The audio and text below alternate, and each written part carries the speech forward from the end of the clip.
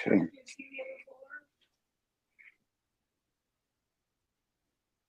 Well,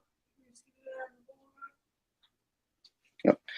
All right. So I'm live. All right, cool. I'm going to try to remember to keep looking at you guys here, have my monitor down here, but I'm going to try to multitask here a little bit. And I don't think my AirPods are connected properly.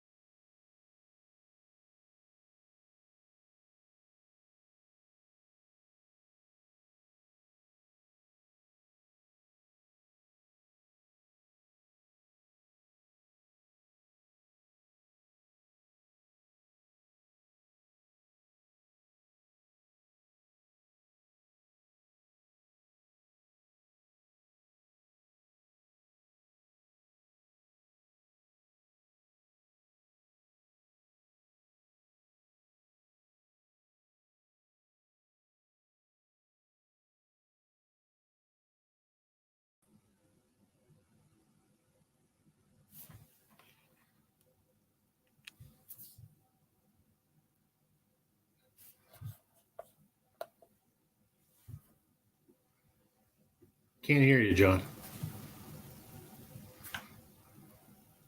Talking away and nobody can Oh, there you go. Now, there you are. Hey, there John. we go. Good. So I was asking Malaya how she was doing. Also, she hasn't been feeling well, so she didn't hear me. So now you can hear me.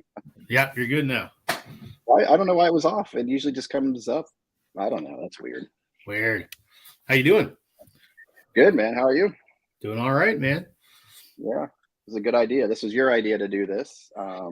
Yeah, I thought you had StreamYard already, and I forgot. Well, I mean, I had a StreamYard account, but I had never linked it to my YouTube channel before because right. So I didn't realize that there's like a 24-hour connection period or whatever. So yeah, once you said that, I was like, I remember that when I created this thing. The whole 2 weeks ago. Yeah. So how did you do as far as putting together your list? Was it an easy it was task? hard. It was hard. Right? Look at Sam there. Sam's ribbing me already. He's been calling me a cheater because you and I are getting together. And I said, Sam, you had a meeting and Glenn was busy. So I got to do something to keep myself out of trouble. Yeah. And if he joins us, is he going to be busy the whole night? Or I said he should join us, and he said he may try and pop in. But I said, okay.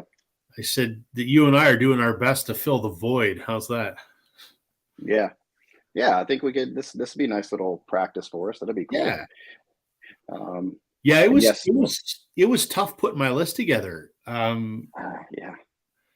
Because there's so many great albums from the 80s, right? I mean, I think I redid my list like 3 times. I didn't start it until like lunchtime today when I was at work. So I redid it 3 times, and I think I'm okay with this version. Yeah, it's tough because it'll change at any time. It's hard. Now, did you stick? I stuck just with the things that I own, so that made it a little bit easier. So did I. We're doing 15 albums, Sam. Yeah, 15.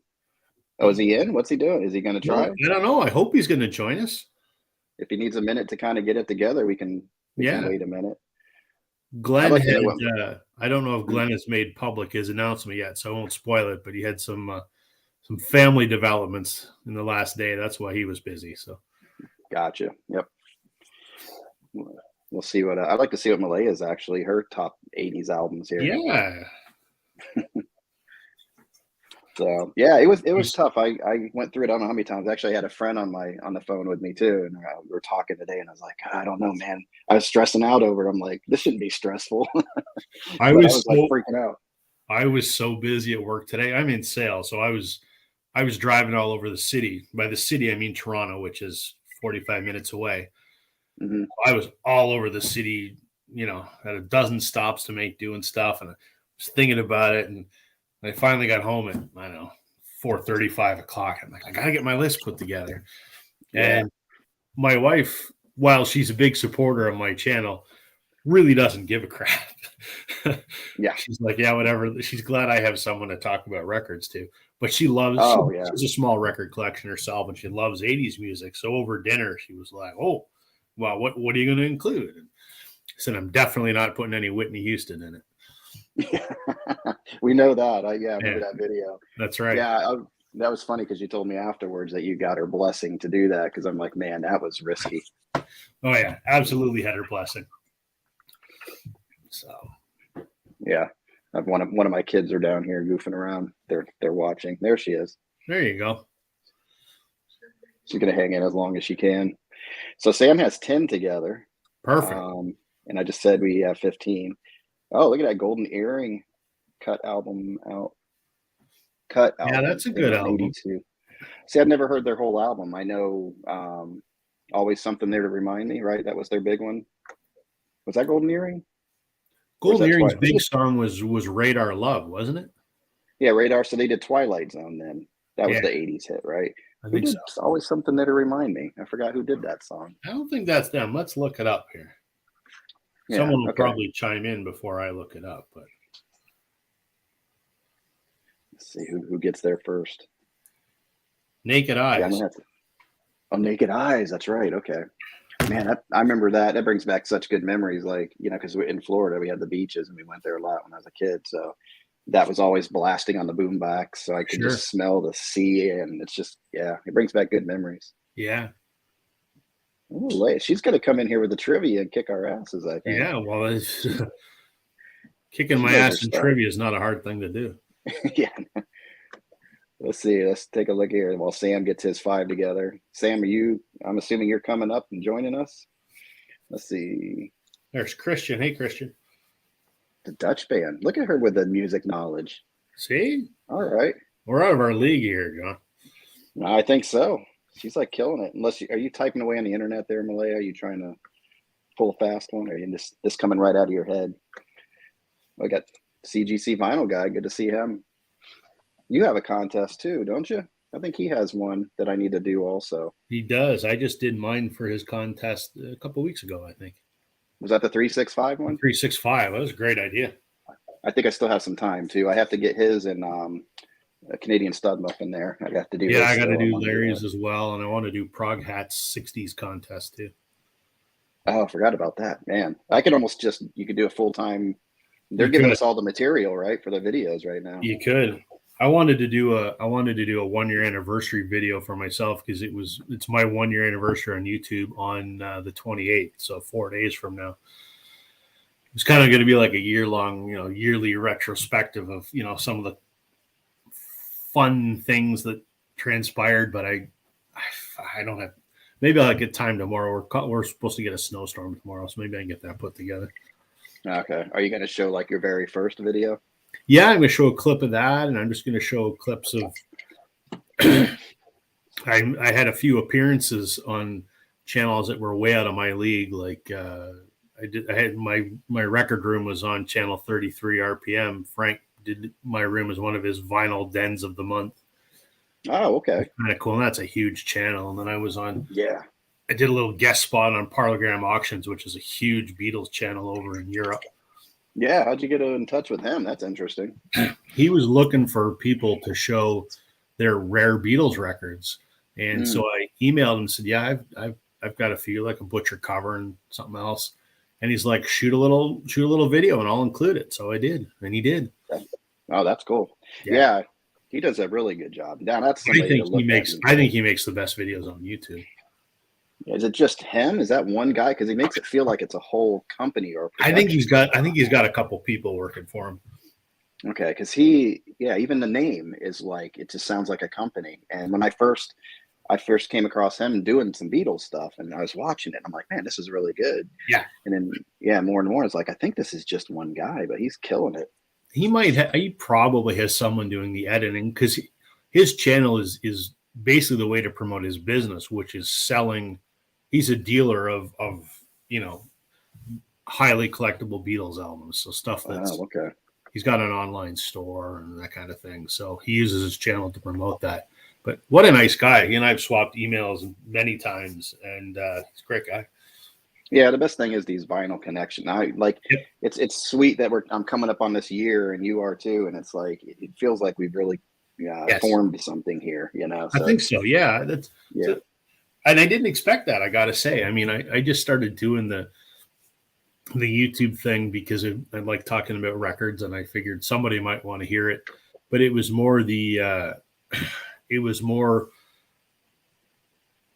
I wanted to create something, and creating a video is sort of my creative outlet. So yeah, I didn't expect that it, although I was part of the vinyl community, I didn't expect it to be as community as it is. It's great. yeah, it's a lot of fun. I forgot what I was gonna say. Okay, that's gone. That thought's gone. Oh, it's because I was reading this right here because I knew I had a little bit of time left. I have it in my March 10th. I have it in my planner. I have CGC's written down and Larry's written down where I kind of keep track of my videos. I think with Larry's, it was an album that you initially didn't like, and then you gave a second chance. Yeah. Do you have to like it on the second chance, or can you still not like it? I think he wants that turnaround. That I like it now, but he probably wants the best case scenario. I couldn't stand it, now I love it, kind of thing. I don't know that I have any of those. I have a good one in mind that definitely, it took me 20 years, and all of a sudden it just started going, oh, I like this album now. So yeah, I'm going to do that one. But yeah, I figured I knew I had some time.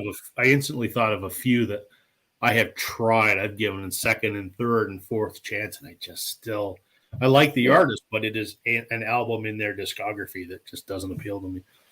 Yeah, maybe you can go that angle too. If you have one that just you couldn't, and you just tried and tried and tried, maybe that's the video. It's hard because usually, I don't know, most albums I usually click with, or you're going to click. There's a connection right away. You just know if it's going to work or not. Now, there's some albums I've noticed I didn't really give the time of day to. Like, I listened to it once, but maybe I was busy and wasn't really focused. Yep. And then 5 years later, you hear it and go, what the heck? Why'd I get rid of that? So that could be a scenario too for you. Yeah, that maybe. Same thing. It's kind of like your impression kind of thing, first impression. But somebody, I think on Rachel's or something, said the other day about that. Sometimes you have to give it that second, third listen to really connect with it. And it's funny, the couple that I had in mind, they're artists where I have everything that they've put out, and I love them. But there's like one album that sticks out in their discography that I can't do. I'm a huge U2 fan. I hate Zooropa. Can't stand it. Yeah, that's where they lost me. I think that and I love everything before it, and I love everything after it. That one, good. Yeah, there was that change, because Rattle and Hum really woke me up to them, because that's my style of music, with blues and R&B and that soul. And it started with Helter Skelter. I mean, that album may make an appearance later in this video. Oh, here we go.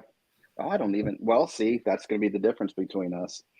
Well, we'll see. We won't give anything away yet, but Sam's almost here. Yeah, right. I still can't get into prog. I'm looking at CGC. I'm trying. I've got a few, but I think the closest I came was one that I bought recently. It was an Italian prog band, and I picked it up at a thrift store for like $1.50. PFM or something like that. Never heard of them. I had neither, and I checked it out. I'm like, okay, this is something because I can't. It gets too Renaissance for me. It gets too like, oh, we're going to show you everything we can do to me. It just gets. I don't know. I don't get it yet.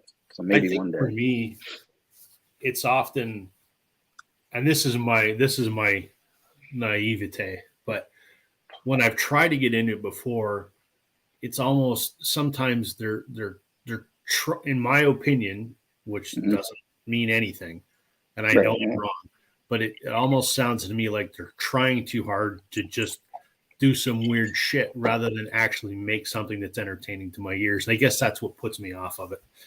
Yeah, and that's the same thing for me. But you can hear the talent there. There's no doubt. Oh yeah, absolutely. You guys can tear it up, but it's just not appealing to my ear. Right. And it's almost weird for the sake of being weird. I'm not saying Yeah. all of it, but I guess it's not as easily digestible for me. Yeah. And CGC, his name's Christopher, right? Christian. Christopher? Christian. Okay. Christian. Sorry, Christian. I'm going to I'm do like Rachel here and start writing down channel names and names because I really want to make a connection. But maybe Christian can pop up something about like the first album that sort of brought him around. Yeah. What was your prog gateway, Christian, for us uneducated folks? Yeah. Yeah. And I have I own a business, and the person who works for me, she's huge into Yes and all these different bands. And we do a thing almost, 3 times a week. We throw each other an album to listen to. That's a neat idea. Yeah. And I want to do videos off of that, but I'm like, I just can't dedicate to that, Right. So she keeps throwing it at me, and I listen to everything. I found out she was cheating a little bit. She wasn't listening to the whole album. And I was like, no. If I'm sitting through an entire Yes album, you're sitting through mine. There you go. So, yeah.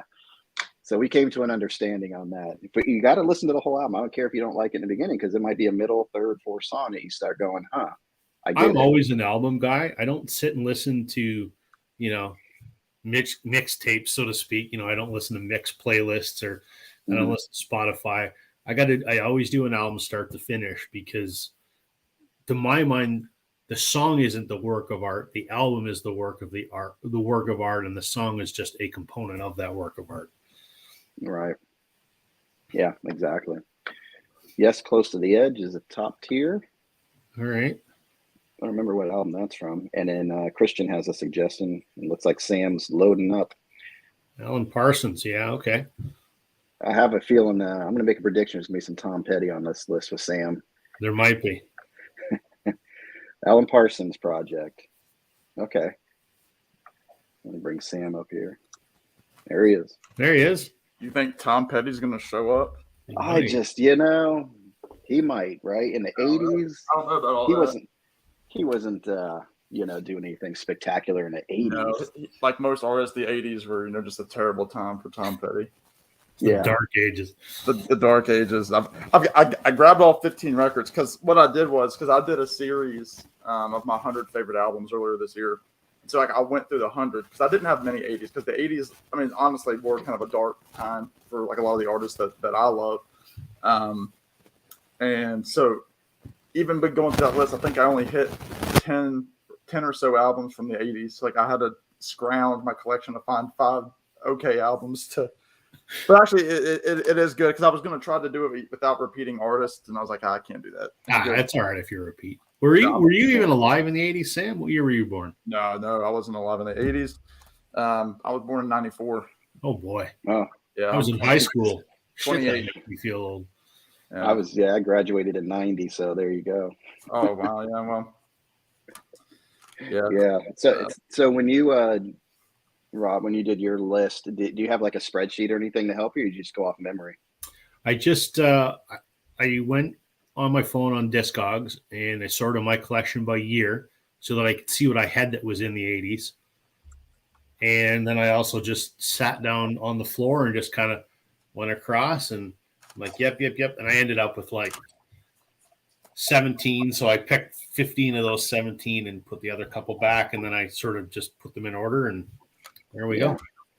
Yeah, I was more, I have a complete, I think I've told you before, I keep it like in Google Drive. I have a whole spreadsheet with everything. So I just did a little search by date, release date, and printed it out and went through the 3 pages and was like, oh man, what am I going to do here? Because every one, I own it, obviously I like it, but I had to really go, what album has stuck with me, since, what album have I had on tape and CD and album, and, that stays with you kind of thing. Right. And how many times through my life did I have to go, oh, I got to get that and listen to that over and over again. So that's kind of where I brought this, but it still was hard to narrow it down. Yep. Yeah. Well, shall we get started? Yeah. So, I don't know. Whoever wants to go first. You want to go first, Sam? No, you go. I'm still debating on which one's 15. So you. All right. I'll go first. Yeah, there you go. I'll go first. This is an album from 1980. This is a band from Vancouver, but I think they were kind of big around the world for this particular album, Loverboy. Okay. You guys familiar with that? Yeah, I know I don't know what Loverboy. album. I don't know that album cover actually. So Mike Reno, he's the lead singer, incredible lead singer. The songs you might know on here, there's a song called "This Kid Is Hot Tonight." And there's another one Mm. called "Turn Me Loose." I mean, they were sort of Yes, Turn Me Loose was crazy. Yeah, played a lot. yeah. So there you go, Loverboy. It's I mean, if you know "Turn Me Loose," that's what this album sounds like. It's I don't want to say stereotypical '80s, but it sounds like an '80s record, but it's still fantastic. Okay, was that one of their first albums? I think it might be their first record. Okay, yeah, I haven't even noted. I've never seen that cover before. Really? Huh. Yeah, I mean, it's famous as hell up here, but you know, my perspective is obviously skewed because I'm such a nut for Canadian music that I don't know. And I've got a few others here that were huge up here, and I don't know how big they were in the U.S. So it's hard to say. No, Loverboy had its time here, definitely. Right. They played a lot in the 80s. Take it now. Okay, so you want me to go second, Sam, while you're still deciding? Yeah, I'll go. I think I've got my 15. I'll have to. You got it? Okay. I'll be ordering them as the video progresses. So okay. But yeah, my number 15. Actually, it's a big one. A lot of people love the. This is their favorite for this particular artist, but for the people that are diehard to this artist, and I know Rob is not one of them. This is probably on the lower end because it was so overdone, and I'm talking about Born in the USA. I own that album. Wow, it's a cold day, and you know where. It's a cold day in Canada, let me tell you. Oh well, yeah, that's just called summer, right? Yeah, exactly. No, I mean everybody knows this album. I mean, if people are on the fence about Springsteen, you hand them this album and you say, listen to it. I know my dad has a story when he was in the Air Force in the 80s. He was stationed up in North Dakota and lived, in Virginia. And he had I want to say he had an old Ford Bronco, and he drove it one time, for his grandfather's funeral or something like that. And he had the tape of this, and it was just on repeat. He drove all the way through. And I mean, you have, obviously the title track, Cover Me, Darlington County, Working on the Highway, Downbound Train, I'm on Fire, No Surrender, Bobby Jean, I'm Going Down. I mean, these are all Glory Days, Dancing in the Dark, My Hometown. I mean, almost all of these are still concert staples. Actually, I don't even think he does Born in the USA that much anymore with the actual title track, because he's probably so sick of it in the 80s. I mean, obviously you had the Courtney Cox video. And but yeah, I mean, it epitomizes the 80s, heartland, if you will, like this, John Mellencamp with like some of those albums that he was putting out at his peak. So I'll call it 15 tonight. I almost put it in. That's big. That's big of you. Well, I've said I'm not a Springsteen fan. I'm trying to get into him, and that was the first one. So. Right. Yeah. Right. Okay. So my number 15. Okay, just making sure my kid's calling it a night. Probably never heard of him. I don't know if you've heard of him before, but this is an album that came out in '87, and I've shown it before, maybe on Rachel's, but it's John Butcher Wishes, and he's a really good guitar player. He actually went by John Butcher Axis as sort of a Jimi Hendrix throwout kind of thing, and people started kind of making fun of that name. But I mean, it just has really good songs. I don't even know if I can't find it on a streaming service, but there's a couple of videos out there on YouTube for it. But just good instrumental pieces. And the standouts for me are like Prisoners of a Silver Chain. And I can't remember. He had a single off of this, not Prisoners, but I think Goodbye Saving Grace. But yeah, it's just a really good guitar player. And I think what killed him is they tried to go for an 80s look on it. And it just wasn't working. But yeah, if you ever see this, grab it, because it's hard to get a hold of. I actually have 2 albums and a CD, and you just don't find it. But I definitely recommend it. Very cool. So that's my number 15. All right, Rob. All right. Number 14, I think, is a band that was maybe known in the U.S. I don't know. This is from 1981, and in my opinion, has the worst album cover design of all time. That's this album. It's a band called Red Rider. and this Okay. album is called As Far as Siam. So Red Rider is a rock band from, I don't know, somewhere in Canada. And the lead singer is a guy by the name of Tom Cochrane, who people Hmm. in the U.S. probably know. He had a couple hits. So he was part of Red Rider, then went out on his own, and then they reformed as Tom Cochrane and Red Rider. And he still plays solo, and he still plays with Red Rider, 40 years later. But you might know the song Lunatic Fringe.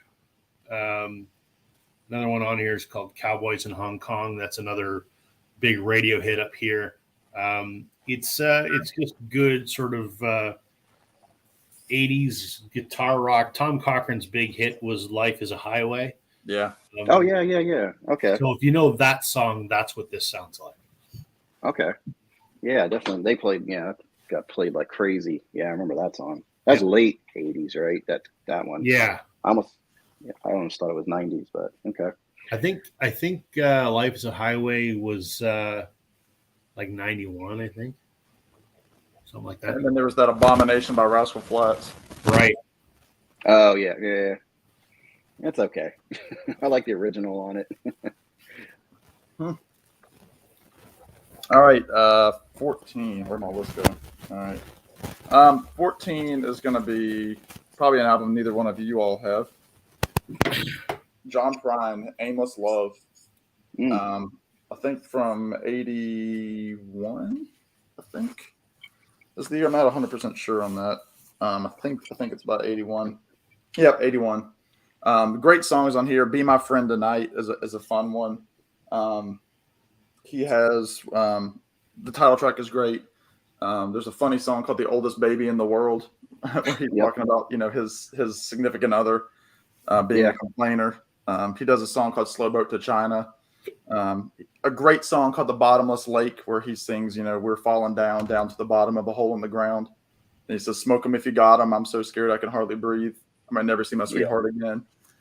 Just a funny story about driving as a little kid, with his parents and driving off the road and imagining they're going to fall into this lake because they're driving like maniacs. Just a classic John Prine song. Then followed by one of his prettiest ballads called "People Putting People Down." And then one of my favorite songs is actually it's the first John Prine song that I played after he died, called "Unwed Fathers," which is just actually I just played it Sunday at a gig that I played. It's about like an Appalachian life where a woman who is pregnant unmarried was essentially ostracized from society, and the husband could kind of get off scot-free and go on to the next woman kind of. So it's just a really gut-wrenching song about the struggles that the single mother has to go through with her child to essentially get out of Dodge to get to a more accepting place. But just a really solid album. It's not soaked in 80s production. Plus, look at that mustache. It's got to be a good album. Yeah, It's pretty stellar. probably the So, Rob clean cut for John could Prine. get there. Yeah. I don't know. Mine's getting grayer and grayer by the week. Well, you cut just the bottom part off. But yeah, I'd recommend that album if anybody likes Americana. And like I said, some great humor, but also some just gut wrenchers. Yeah, he's one of the best. Yeah, songwriter, storytellers. Yeah, he's a songwriter, no doubt.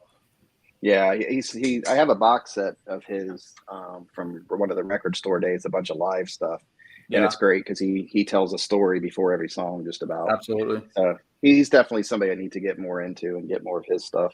Yeah, if you can, there's a cheap box set that covers his Atlantic and Asylum years when he was on those labels, and it's I want to say six or seven albums, and you can get it for $40. And on CD, and there's a cool booklet. It's just really a solid place to start with him. So yeah, definitely. Yep. I've been corrected. I know this guy right here. I kind of know who this is. So it's John Butcher Axis. That was his band's name, not his name. That's kind of what I meant, but I got to make sure I put the correction up there.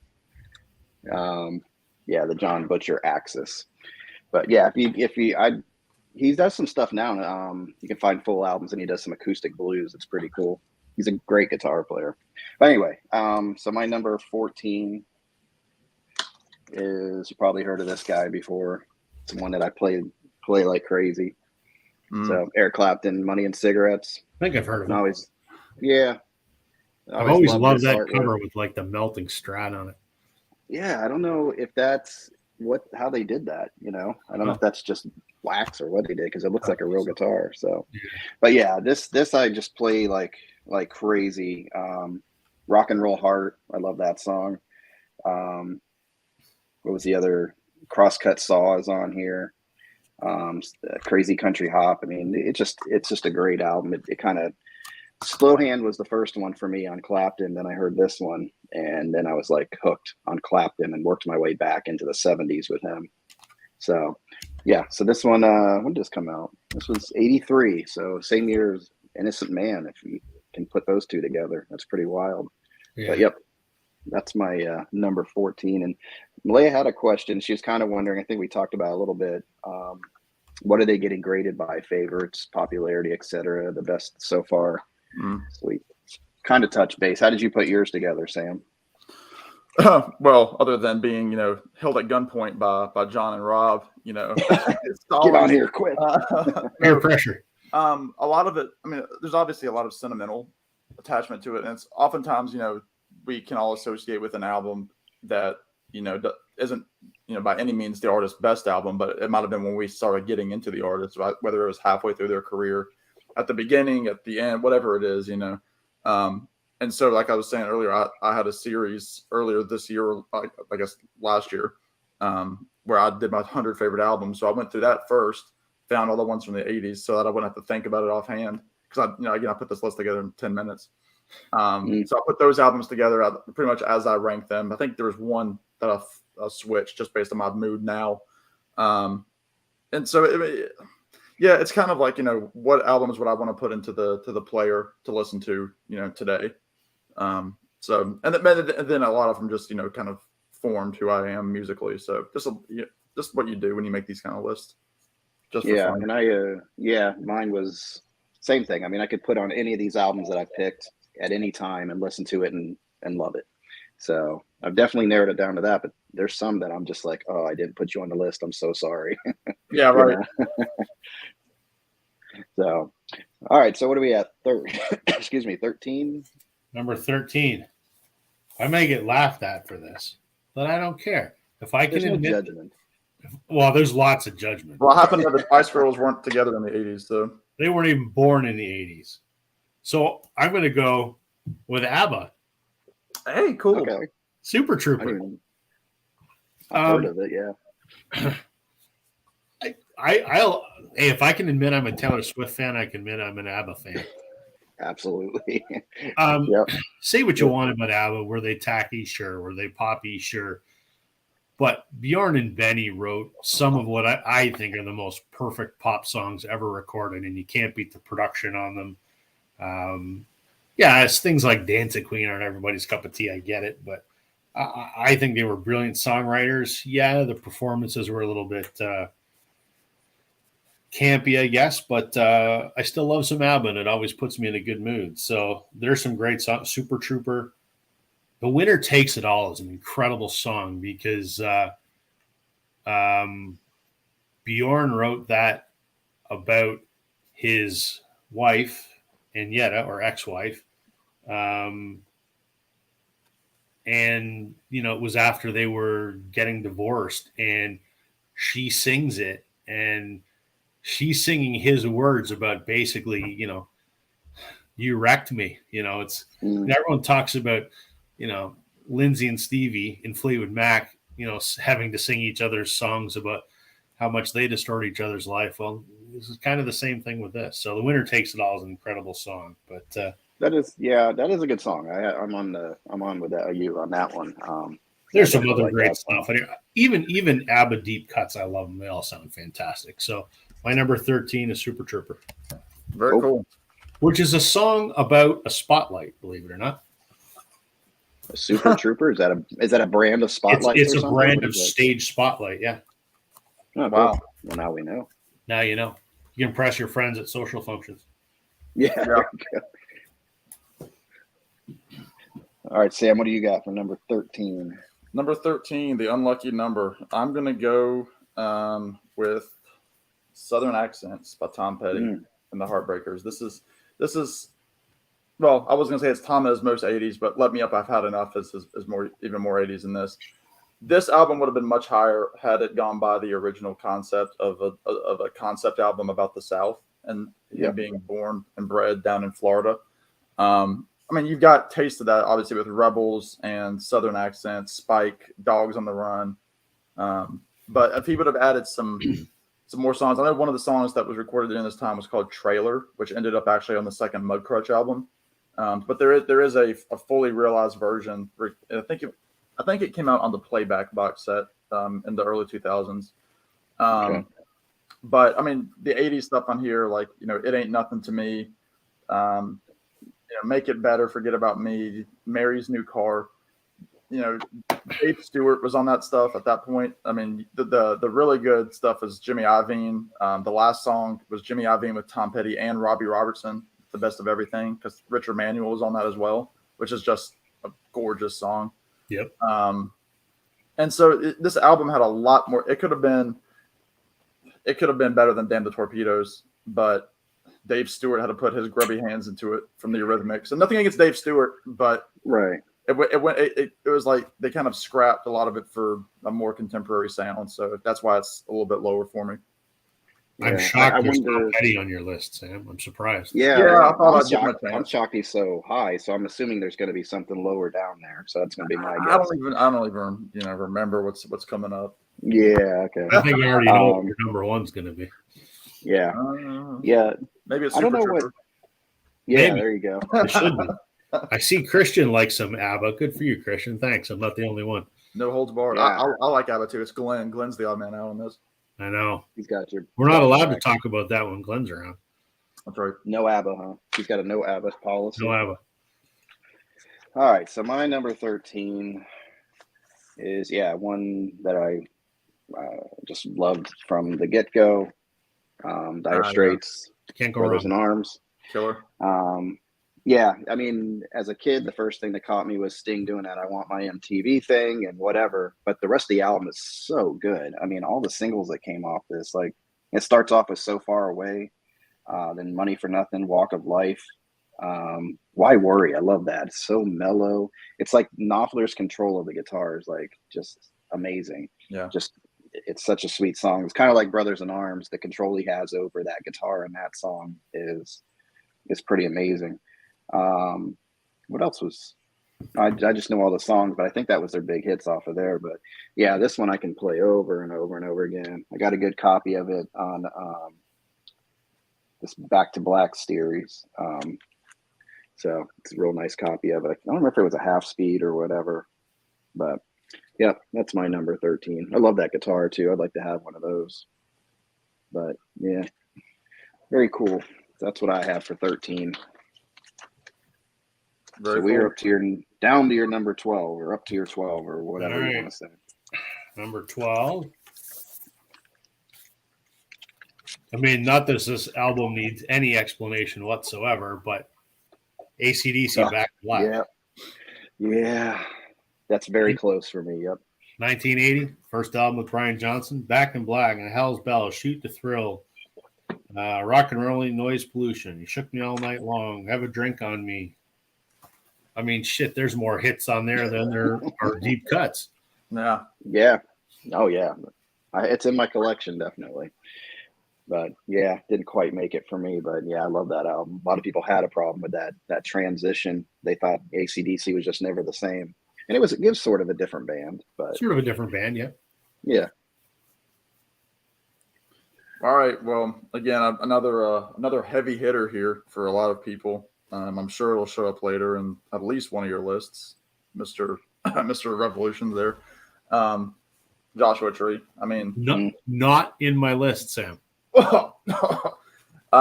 Actually, I probably should have. Now that I think about it, I probably should have added Rattle and Hum because I'm more familiar with that album, and I probably do like Rattle and Hum better. But in terms of yeah, well, in terms of just a piece of art, I mean, and I'll have to credit Rob because one of our streams a couple weeks ago we started talking about U2 and it's really got me back into a U2 kick to actually buy their albums.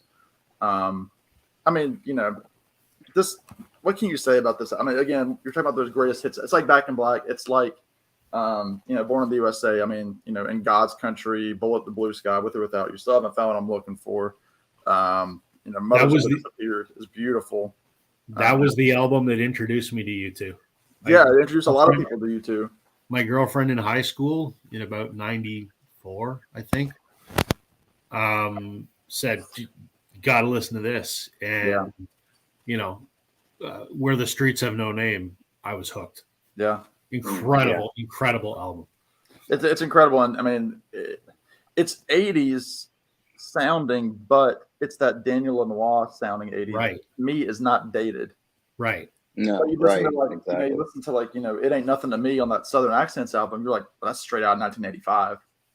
But this album, it's got that ethereal, you know, that everybody knows, you know, about U2 and the Edge's tone. It's Yep. just, it's killer. Yeah, that period was definitely that they got my attention, but then like I said, Rattle and Hum put me over the edge with them. For me, it's kind of like a three album thing for me, and I didn't care too much for their early stuff. Not that it's not good, obviously, with Sunday Bloody Sunday and all that. Yep. I'll take a greatest hits on the early stuff, and then later they got just too far out there for me. I think what was that one song, Lemon or something, and I didn't. Yeah. And there was one where the Edge was almost rapping, and I was like, what's going on here? I didn't know what was happening. There was a weird period in the middle. I hate Zero. Yeah. Not a big fan of pop, but other than that, I love the rest of it. Yeah, mine's Joshua to Rattle and Hum to Octung, because Octung was taking it. There's 3 different albums right there. Yeah. You know, Octung Baby's amazing. Oh yeah, the Mysterious Ways and all that. Yeah, I love that album. Yeah. Chance doesn't like ABBA. I'm not surprised. Mm. There's no accounting for taste, Chance. Yeah. I get okay. Take a chance on me. Yeah. Oh, I didn't even. Okay. right over my head. I was like, what is he talking about? It's either that or he's had bad luck with women. I don't know. And he's just like, take a chance on me. I don't know. I'm not sure. Explain. You can leave your comments, your thoughts in the comments below. We'll put a poll up later. Yeah. Okay, so my number 12 is here he is again, Clapton. But this is a very 80s album. I think Phil Collins even produced it. You can hear his drums all over this thing. But this is an album I can put on, and it starts off it's kind of got like a darkness to it, believe it or not, throughout, but it gets really dark towards the end. Like Just Like a Prisoner, Never Make You Cry is such a mellow song. But Behind the Sun, I mean, the guy's like talking about like walking away from his wife's funeral, basically. It's such a sad song, and this is, what he used to title his album after. So I thought that was interesting. But it had She's Waiting on there, which played a lot. He did a cover of Knock on Wood, and I think the other big one off this was Forever Man. So this thing just rocks all the way through, and I've always loved the artwork on this thing. I can't remember who put it together. Yeah. Oh, it is a gatefold. So there's Clapton hanging out. So yeah, this is one that stuck with me for the year. So that's my number 12. So where are you at with your number 11, Rob? All right. Number 11 is another one of those mammoth albums from, what year is this from? 1987. Def Leppard's Hysteria. Yeah. Wow. What do we got on here? Animal, Love Bites, Pour Some Sugar on Me, Armageddon It, Gods of War, Hysteria. I mean, I love Def Leppard. Wasn't a Def Leppard fan back in the 80s for some reason, and I don't know when the switch flipped and I started loving them. I love the tackiness of Def Leppard back then and the hairband thing. And I mean, they've aged well. I think they still sound great. Joe Elliott's voice is still pretty phenomenal. And I mean, God damn it, they have a one-armed drummer. What more can you say? Yeah, exactly. That trumps everybody. Yeah, exactly. This is just, I enjoy this a lot. This is produced by Mutt Lange, and I've got a lot of stuff that Mutt Lange produced. definitely has his fingerprints all over it. So Oh, Def Leppard's yeah. the- Yeah, the Waking Up the Neighbors album by Brian Adams. Yep. Some of the backup vocals that you hear in Def Leppard on that, it's same exact thing on that album. Yeah. And I only noticed because they came out around the same time. But I was Yep. like, wait a minute, am I listening to Def Leppard or am I listening to Brian Adams here? I didn't know what the heck was going on. But Yep. did you know the story behind Love Bites? It was going to be a rocker at first. They had it like as a rock song. And Mutt Lang said, slow it down. And it ended up being what it was. Really? I didn't know that. Yeah. Yeah. And I love that song. It's such atmosphere and Yep. just great song. Yeah. Yep. All right. Well, I'm gonna hang out with Daniel Lanois one more time, and this is a video that I just did. I was going to say, oh, mercy. I got it. Okay. Oh mercy. Yep. Yeah. By Cool. Bob Dylan. And what's funny is I've got another Bob Dylan. I've got maybe 2 more Bob Dylan albums ahead of this, but I mean, I've discussed it on my channel. I mean, this album has a lot of significance for me. It was the first Dylan album I ever bought. Again, it's got that Lanois production on it, 1989. But again, it sounds fresh.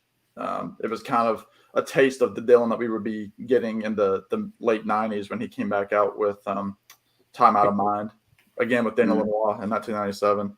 I mean, Political World, Ring the Bell, Shooting Star, Disease of Conceit. I mean, it's just fantastic album. It was Dylan closing out the 80s very strong after a horrible, run of albums that many consider to be some of the worst in his catalog. They've all got gems on them, but they're nowhere near the quality of this album as a whole. So, Oh Mercy, if you don't know it, get it.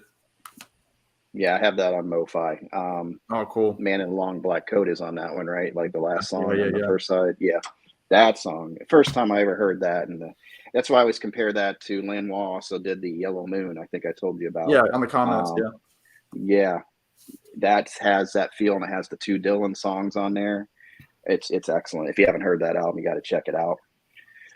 Daniel Lanois was okay. from Hamilton, Ontario, which is about half an hour down the road from where I live. Oh, is he? Okay. Yep. I always thought he was like a New Orleans guy for some reason. He was actually born in Quebec, but grew up in Hamilton. Yeah, he's got some French speaking albums. Really? Okay. Yeah. Yeah, everything I've heard from him, no matter what artist so far. And I like it. his solo stuff, he's kind of got a voice like a softer Bono-ish. Yep. Yeah. Also, he sings his own stuff too. Oh, like yeah, he does his does. own. Yeah. Oh, Yeah, I had no idea. he does some background vocals in some of his albums too, kind of like Jeff Lynne. Like he puts his touch on it with his own instrumentation and vocals. Right. Yeah. Oh, that's cool. I'm gonna have to check that out. I love his production. He gives it like room to breathe. He gives it some space in there. Oh yeah, Like- yeah, Like if you just think about like Man in a Long Black Coat, like just the room and just coming in with that guitar, it just gives it that space it needs. It's nice. Yeah. He's also All known right. up here for being a good pedal steel player. Oh, cool. Oh yeah. I think What he's if got he a played pedal that steel on that album, song? actually. Oh, does he? Oh, Yeah. I'd like to hear that. That'd be sweet.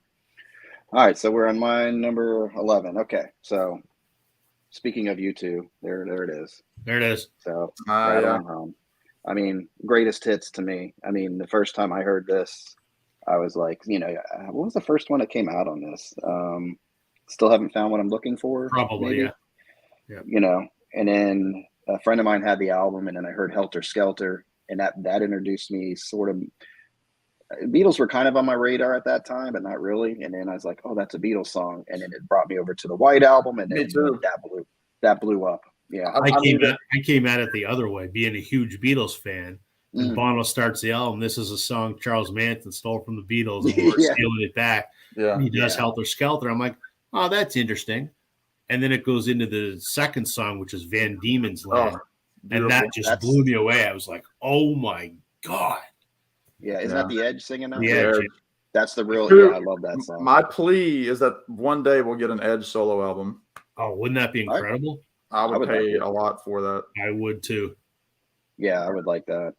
Yeah, Desire was on this also. Of course, When Love Comes to Town with BB King. Oh. Yep. This really introduced you to a lot of stuff, and then they even used one off of the Joshua Tree. Still haven't found what I'm looking for is from the Joshua Tree. Oh, okay. And I thought there was another one, maybe from another Bullet the Blue Sky. Wasn't that from? Yeah, that was from Joshua Tree. Yeah, but it's like a different version of it. I Yeah, think. it's Yeah, a live because it's a it was from live the recording. tour. It was the Joshua Tree tour is when it came out. So it's a lot of the Joshua Tree live recordings. All I Want Okay. Is You came from another album as well. That's one that I play. Yeah, Oh, did anytime it? I have an acoustic guitar and I have, All I Want Is You is the very last song on this album. No, I mean, Oh, I it came was from the Joshua Tree, you saying? no, that wasn't on Joshua Tree. I can't remember what it came That from. might have been just from Rattle and Hum. That might have been like I Hawkmoon. Was it? I so. thought it was from another album. No, I think like that and Hawkmoon are from. They're both original, and Desire's original to that album. Yeah. Yeah, it was kind of a mixed bag, right? It's kind of cool how they put it all together. Yeah, And- Pride in the Name of Love and all that song. So- Angel of Harlem was another one. Angel of that- Harlem that- recorded at Sun Studios with So As Love Comes to Town. Like they went Yep. to Sun Studios Sun to record. Studios, yep. Just killer. Yeah, they blew up with this album, I thought, and it really put them on the radar for me.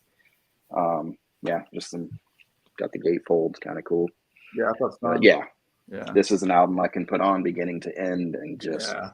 every time, like you said, right from the beginning, from Helter Skelter, it takes you right in.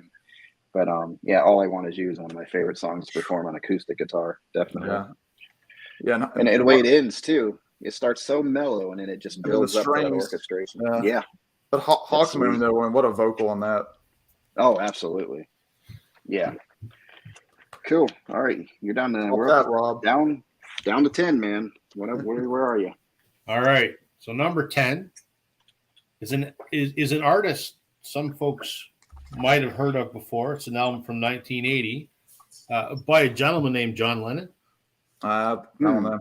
Yeah. I don't know. I never heard I of guess this he guy. was I in don't know. some British band or something before this. But anyway, Wasn't he in?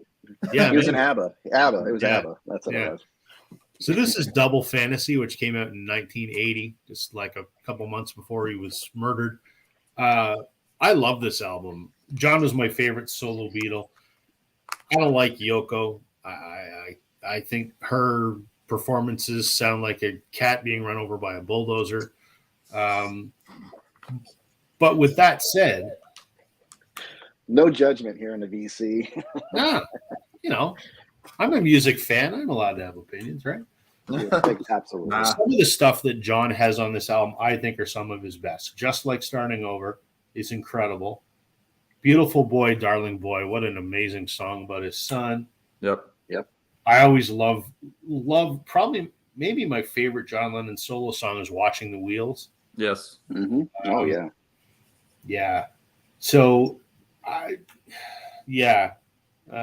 just not my favorite John Lennon solo album, but one of. I just think it's a beautiful album, and it's unfortunate that his life was cut short and we never got to see what he was going to do after this, because I think this was some of his best post-Beatles songwriting. So Yeah. Wasn't that the one where it was every other song was him and Yoko?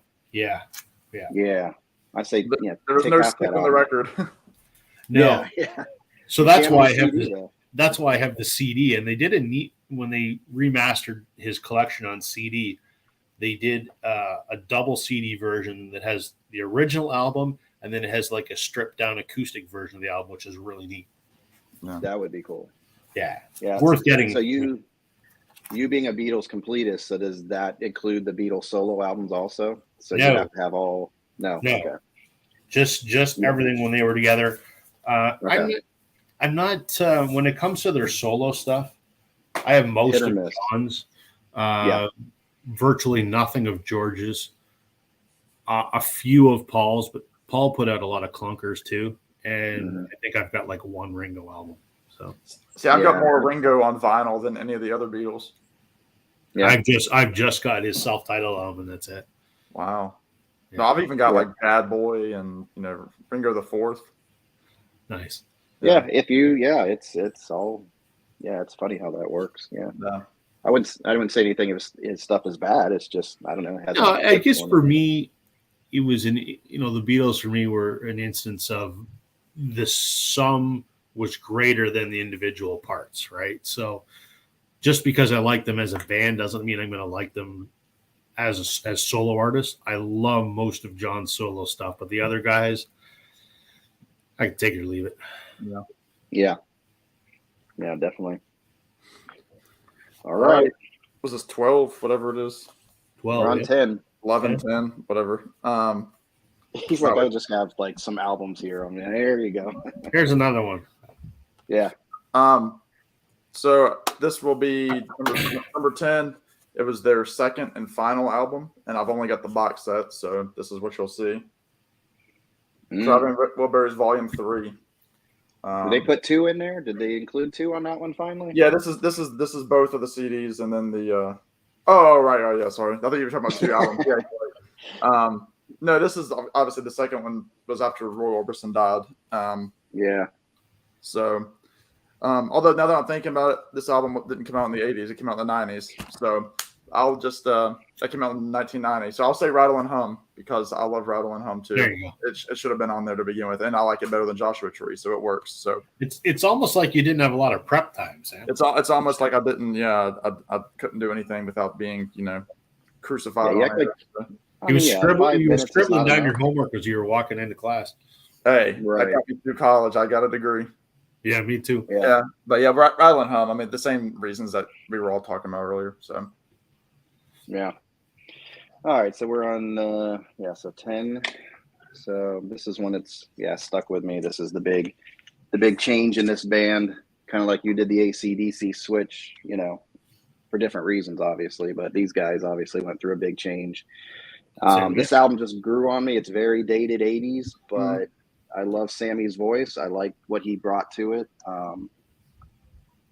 Especially a song like Dreams is really outdated with the keyboard sounds, but maybe not as much as like 1984 where he comes in and that whole introduction. That's so dated for me, but I mean, as a kid, teenager, and you had to have those love songs and you're girl crazy, Love Walks In was great.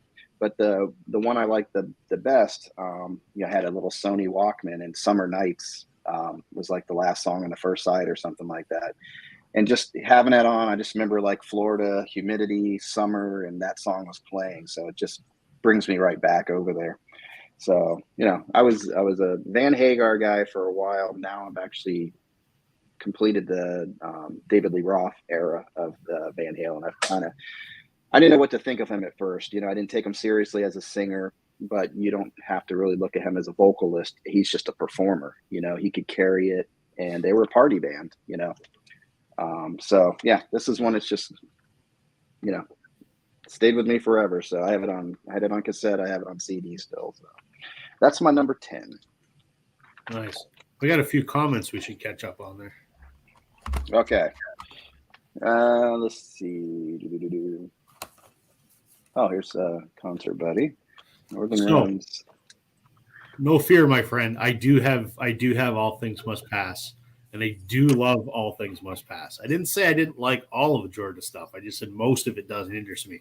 But I have it, and the copy that I have, my dad bought the day that it came out, and I still own that copy. So there you go. Yep. And then Malaya's trying to figure out if we have any doc in. Of course, we're not going to give anything away, but for me, I'll just say I said, I will. Yeah. That's right up your wheelhouse there, Sam. Right up there, yeah. Yeah. So we have some, we have some Doc and love there. I knew people that were big into Doc, and I wasn't big into those 80 type bands. This type of band, it probably didn't listen to it enough either, but just never clicked with me. But I know a lot of people in my neighborhood listened to Dokken a lot, and they were big into that. And even got some Malaya love there for Dokken. Pretty cool. What else do we have here? Great vocals, blazing guitar. Okay, but I liked Rat. Now, see, I liked Steve Perry's or Stephen Perry. I liked his vocals. I liked his voice. He had a pretty cool voice. But I don't know if you ever got into Rat or anything like that. That's very 80s. And that dang song, Don't Lie to Me, is an underrated song off that album. Malaya's killing it on the 80s here.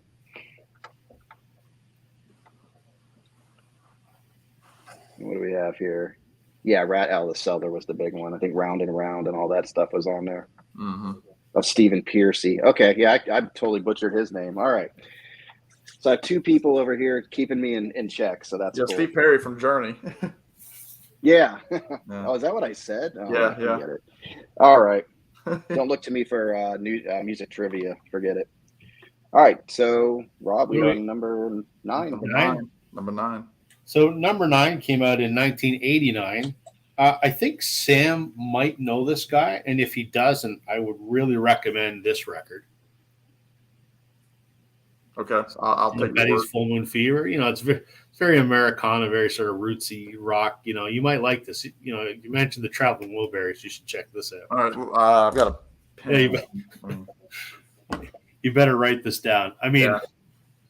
I think probably my favorite Tom Petty album. I mean, I'm not the Tom Petty expert that Sam is by any means, but there is some great stuff on here. Even another one of those greatest hits. Yeah. I love Zombie Zoo for some reason. There goes John and his audio again. Yeah, I'm putting on mute. One of my kids came in the room. I had to, There we go. So yeah, He's like, no, "Get I don't know. out." Yeah, Zombie Zoo. Yeah, exactly. No, I was trying to get her to come in. She won't do it. No, Zombie Zoo. Yeah, it's probably one I skipped because it was the last song when I I first came love out. it. Absolutely, But probably my favorite. after- Right? I don't know why. Yeah, I it mean, grew on me. everyone He's having knows fun. this. Everyone knows this for Free Falling. I Won't Back Down. Running Down a Dream were the big monster hits on here. But With the ballad, All Right for Now. Love that song. yeah. Yeah. So, if I'm not mistaken, this is sort of unofficially referred to as Wilburys Volume 2 because I think all of the Wilburys play on here in certain parts of the album, if I'm not mistaken. Maybe except for Dylan. I don't think Dylan's on it. Yeah. Yeah. So, Yeah, well, it's produced by Jeff Lynne, right? Well, no. so let's see. Yeah. Jeff Lynne is on here. George Harrison's on here. Roy George- Orbison's on here. Yeah, Roy Orbison. Roy Roy I Orbison didn't know had he's on. passed away at that point. That's why. Yeah. Because Del Shannon's on there. He's kind of in the background of Hello CD Listeners, that part. Like he's like making background noises. Yeah. So, yeah, Dylan's the only one not on here. So, I don't know. I I've go heard with the this- music video for One Bite Down. Yeah. So, anyway, there's my number 9, Full Moon Fever. Great pick. Yeah, I'll have to write that guy down. Yeah, he looks Yeah, Yeah, you interesting. should check him out. Yeah. Well, let's talk about the Wilburys then, because I've got Bobby Dylan. Okay. Shot of Love. This is one of the sleeper. I've got a few sleeper picks, but Shot of Love is the third of his considered gospel period. Again, another album from 1981, just like John Prine. This one, it's not a full gospel album. It's about half and half. So he was starting that transition already toward like Infidels, which would be the next album. So I mean, there were obviously like straight gospel songs like Shot of Love, Property of Jesus, Dead Man, and then Every Grain of Sand. But a lot of it is not. I mean, you got a weird topic with the song Lenny Bruce, where he talks about Lenny Bruce, the comedian, who was never treated appropriately according to Dylan. You have the raging rocker of The Groom Still Waiting at the Altar, which I know Chrissy Hind covered at one point. But then, I mean, the kicker on this album is the final track. It's my all-time favorite Dylan song, Every Grain of Sand. It's absolute pure poetry. I want to say it's Glenn's favorite harmonica solo that Bob Dylan ever did at the end. I mean, you could read it as a poem and never know that it was a song. It's a wonderful track. And what a great start to the 80s here. Like I said, 1981. And Dylan's just in great voice. This was a great tour. If you have the Trouble No More bootleg series, he does a lot of songs from this era. And Shot of Love, cracking the top 10. Yeah, I'm gonna check that album out. I don't even know if I know much off of that one. That period of time, I kind of didn't pay attention. Yeah, a lot of people didn't. It got a lot of love, especially when that bootleg series came out about 5 years ago. But and great players. I mean, like at that point, he was getting like Mick Taylor and Mark Knopfler was hanging out with him, Sly and Robbie, in the rhythm section. So he was getting all sorts of great players. Yeah. Here's a good one for you right here. Want to tell Concert Buddy what's wrong with this picture with Wildflowers on our 80s list? 1994. Yeah. So it will make our 90s list. But is it? Would you say it's your second favorite, Rob, after Full Moon? Yeah, probably. It's grown on me, but it's still not. No. It's still not my top two. Mm-mm.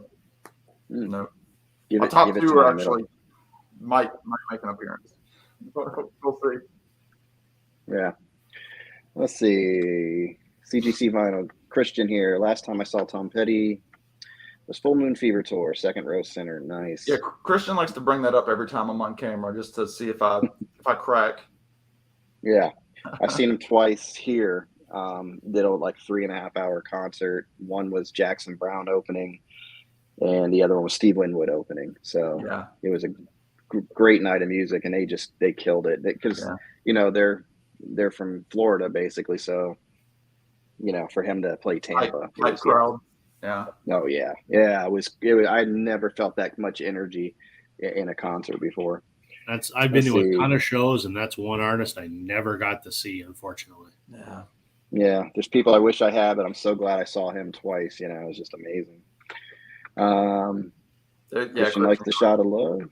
It's my favorite. Yeah, I'm gonna have to check that one out. Start with that song, and then go from there. Yeah, I think this is his top. Wow, Mojo.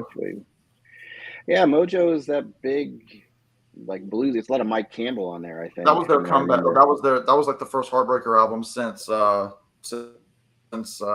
Last DJ in 2002. So it was like an 8-year gap between Heartbreakers albums because he did Highway Companion and then the first Mudcrutch album in that period. So, yeah. And that was the tour that he toured with Steve Winwood, Mojo. Oh, he's talking totality. Yeah, you were kind of as far as where Wildflowers fits. Yeah, it's definitely one of my top because I love that She's the One soundtrack too. Those were done at the same time. Yeah. So yeah, I got you, concert, but we got to mess with you a little bit because you're not here to defend yourself. Yeah, it's sneaky good. I can't get into Hypnotic Eye. I have it, and I've tried and I don't like it. Yeah, he was doing something different there. I don't know what it was. It felt like he lost a little bit of his magic, but I know there's something I'm missing. I feel like I have to like it because it's his last album, but I just can't do it. See, I feel that way about Mojo. I feel like Mojo was just kind of a drudgy album, and Hypnotic Eye was just like garage rock. I mean, it was modern, but it had that Petty edge to it on songs like American Dream and Red River that could have been on Southern Accents. I really am just happy with that album. Maybe I'll give it another listen tomorrow. Maybe I'm wrong. I probably am wrong. It's a gritty album. It's got some grit to it. Yeah, I have everything Tom Petty on vinyl. I think I have it all now. So, and I know I'm going to grow into them. I just have to give them a little bit of time. That's all it is. Yeah. So we're on 9. So my number 9 is probably never heard of this guy before either. I think it sold 1 or 2 copies, but I had to put this in there because I remember begging my parents for this album when I was a kid. Look familiar? I mean, he's that guy that made Paul McCartney a star. I think so. Yeah, that's what it was. Yeah, and then stole all his song rights. Yeah, it took all his. Yeah, but you got to have a cuddly tiger on there and all that, of course. But yeah, this album stuck with me. I think it only had 9 songs on it. It's just one of those songs you remember listening to as a kid, and my favorite ones on there is like Human Nature. It's just got a nice sound to it. Wow. But yeah, it took me a while to Thriller. It's a song. I like the video more. I don't really get into the song Thriller that much, but it has that nostalgia going, for me. And we were going through I wasn't really allowed to listen too much secular music at the time in the 80s. There was a big Christian boom going, so I was begging for this album, couldn't have it. So now I have it. So anyway, my pretty young thing. My wife and I were talking about the list at dinner time tonight, and she's a big 80s fan, and she has that album. She goes, "You gonna include that?" I said, "Nope." She said, "Why not?" I said, "Well, it's a good album." I said, "But I actually haven't listened to that album in probably 30 years." Yeah, that's when it just Yeah, somebody gave me a copy of Purple Rain. That's like 8 or 9 months ago. I still haven't listened to it. Yeah, it's not that it's bad. I just I don't ever think that I want to listen to some Michael Jackson today. I appreciate how awesome he is, but it's not my thing. Yeah. Plus, I get in that every one of mood. those songs is just it like you could turn on the radio now and hear it in 20 minutes. Yep. One song from that album. Yep. Yeah, it just hasn't gotten old for me. I don't know why. It's just That's I cool, put though. that on, and yeah, it's funny, right? Because there's some albums I'm like, okay, don't play it another time, please. All right, so we are at 8. Right. 8. So, Canadian artist. Remember, I mentioned Red Rider before. Well, we're going to look at Tom Cochrane and Red Rider. Okay. This is from 1988. It's called Victory Day. Fantastic album. And again, I don't think that there were any hits that you would have heard of in the States. I know there were some massive Canadian radio hits on here. There's a song called Big League, which is about hockey, because that's what we do up here. Yeah. The title track, Victory Day. It's just, again, it's like that other Red Rider album, but, 8 years newer. And I think Tom Cochrane's a great songwriter. He's a great performer. He's a great guitar player. I just love that. He's kind of like, I don't know, like maybe a Canadian Tom Petty almost. So there you go. Oh, okay. Victory Day. Yeah.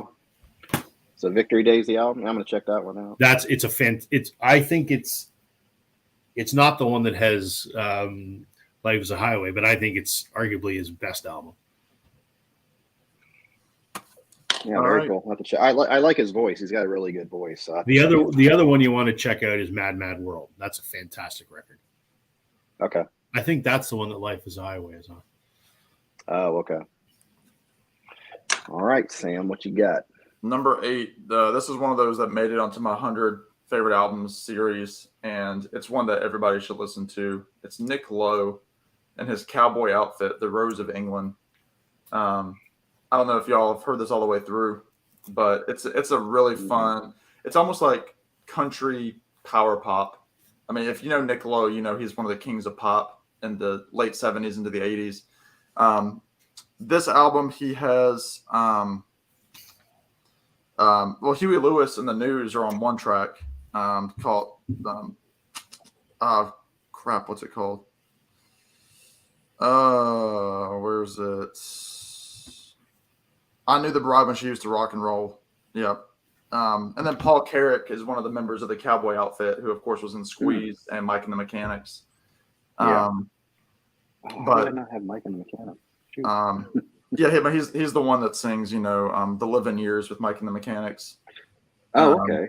Yeah, so I mean, the title track is fantastic. They do a cover of a John Hyatt song called "She Don't Love Nobody," which I absolutely love. It was also covered by the Desert Rose Band, Chris Hillman's band in the 80s. Elvis Costello produced, a lot of this album. They do a couple of Elvis Costello's songs. It's not country, but it's got that. It's almost more acoustic-y power pop, and I highly recommend it. The Cowboy Outfit did 2 albums.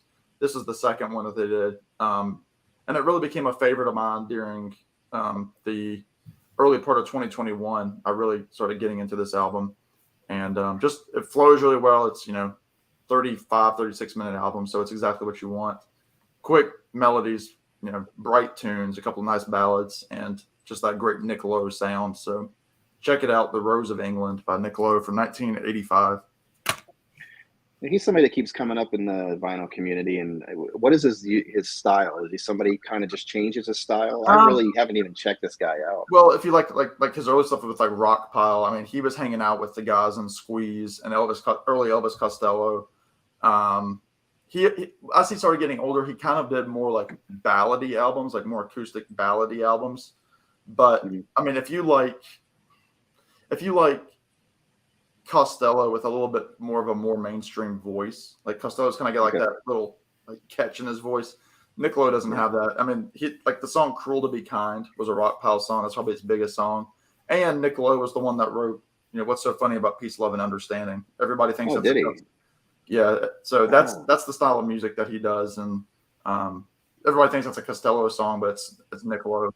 So they were just went on tour together over the summer, and they were about 3 hours north up in DC, and I didn't go.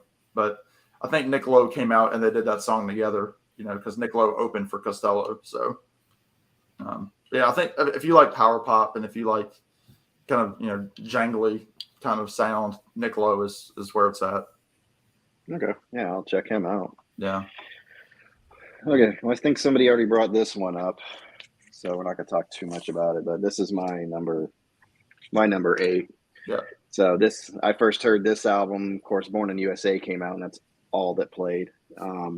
But my dad had a motorcycle at the time, and he had a cassette player in it, a Honda Goldwing, and this is what he played. Yeah. So I'm going down the road in the back, the wind blowing in my head, it's blowing my head off, and I'm hearing like it's the greatest hits to me. There's just not my favorite song probably is Downbound Train on this. I just like the feel of it, and it, working down at the car wash and all that stuff, and running to the house, and she's gone, and he's looking for her. It's just great visual. But you figure like Born in the USA, and then what's the real slow one? I'm on Fire on the same album. 2 totally different types of songs, But yeah, Glory Days, Bobby Jean. What was the big one? Dancing in the Dark grew on me later. It wasn't one I liked at first, but eventually kind of just grew on me. So yeah, so that's it. And then you get a nice shot of Springsteen's butt. So that's worth it. The money right there, right? Yeah. So there you go. So we are at number 7. What you got? All right. Not trying to be purposely obscure here, but I play the crap out of this record, and you guys probably have not heard of it. This is an album from 1989. It's Alana Miles' self-titled debut. You know the song Black Velvet. Mm-hmm. Yep. Great sort of southerny rock, that kind of song. Kind of a Pat Benatar sound. Yeah. That's what this album sounds like. There up here anyway, there was some other hits on here. Lover of Mine, Rock This Joint, Kickstart My Heart. There's a bunch she had 4 or 5 hits off of this record. Her second album, which was called Rocking Horse, she actually got nominated for a Grammy, but the album did squat up here. And now she's only ever known for this song, and she still plays it. And she's had a abysmal career after this album came out. Essentially a one-hit wonder. But with that said, this album is amazing. If you know the song Black Velvet, the rest of the album is very much like that, and it's just a stellar record that I play constantly. So Alana Miles. Yeah, that song played like crazy here. I mean, anytime you go to karaoke bar, somebody's singing that. Yep. Yeah. It's just one of those perfect songs that she hit, lightning in a bottle kind of thing. It's unfortunate that it was as popular as it was, because I can't help but think she could have had a great career if that song wasn't as big as it was. Yeah. So like she couldn't match up to it, like any song, even though they were good, they just didn't quite meet it. Yeah. Everyone, the yardstick was Black Velvet. So. Yeah. Okay. All right. I'm gonna go to 1989 as well with Van Morrison and his album Avalon Sunset. I love 80s Van, and early 90s with like Hymns to the Silence. But this album, it's Van at his most poetic, Van at his most spiritual. I mean, he was really into a lot of literature at this point, and he was just putting out just streams of just fantastic albums. Whenever God Shines His Light was the big single off of this, with that great bass and piano. Do do do do do do do do. I'd love to write another song. It's kind of like 50s style. And then the big hit, which became a hit for Rod Stewart, was Have I Told You Lately? Okay. Big hit, and of course it's a Van Morrison song. Again, not many people know that don't know. Then this is the time where Van was also doing a lot of like spoken word kind of stuff. So he does a song called a little piece called Coney Island, and then he goes right into a song called I'm Tired, Joey Boy, which check out. There's a live bootleg on YouTube of Tom Petty doing the song I'm Tired, Joey Boy, like 2 years. It was during the Into the Great Wide Open tour, so it was 2 years after this album came out. So it was still a new song, and Petty does it so well. And then after that, he does a great song called "When Will I Ever Learn to Live in God," which actually, probably about 7 years ago, Bill Murray put out an album with a couple of classical musicians, and Bill Murray does that song on that album. Yeah, Oh, really? yeah, Really? it's a weird album where he reads like literature and he sings songs and tells stories. It's just Well, it's Bill Murray. It's got to be weird. yeah, it's Bill Murray. Yeah, I gotta check that out. And then just the closing song, the epic song called "These Are the Days." I mean, this album is just stellar. I mean, it really is. And people, throw Van aside after, some people even after Astro Weeks or Moondance. You get his '80s output is very, very good, and it might even show up one more time.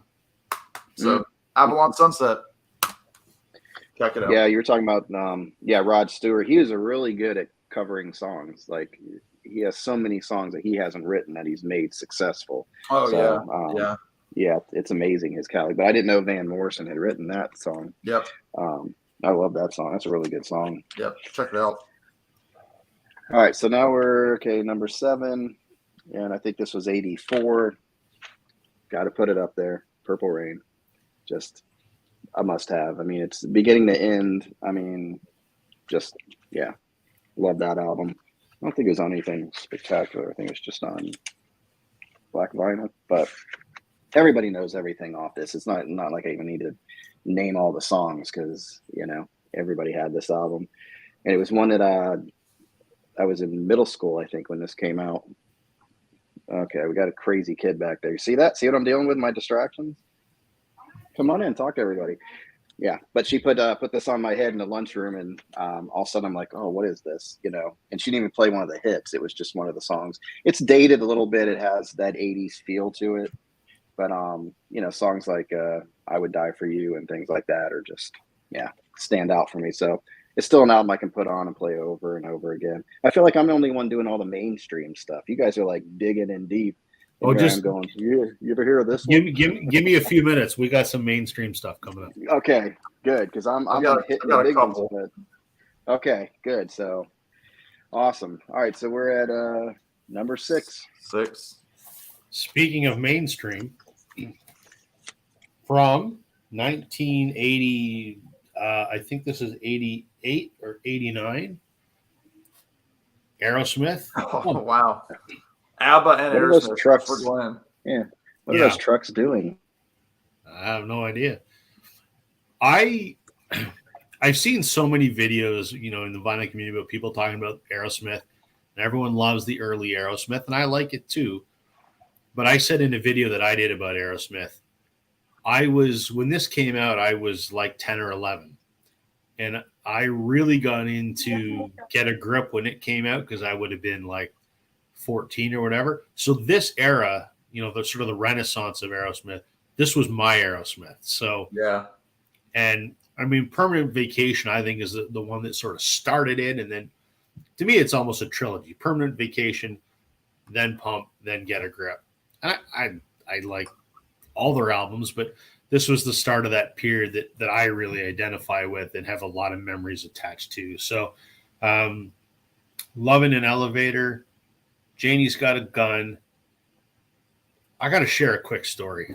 So, I like guitars, as people can see. I have 14 of them in this room, and behind me there is a wall that has 5 Fender Telecasters. I had the opportunity, and I kick myself for this, to buy the Fender Telecaster that was owned by Brad Whitford that he recorded the rhythm guitar track for Janie's Got a Gun. I had the opportunity to buy it. It had all the paperwork from Brad, and I didn't. And man, do I kick myself. Wow. Yeah. So fast forward a few years, my wife and I were at the Rock and Roll Hall of Fame. There was like this little Aerosmith exhibit, and I'm looking at it. And my wife's looking at something, and it's kind of dark. And then I hear this voice in my ear, and it was my wife going, "You could have owned an Aerosmith."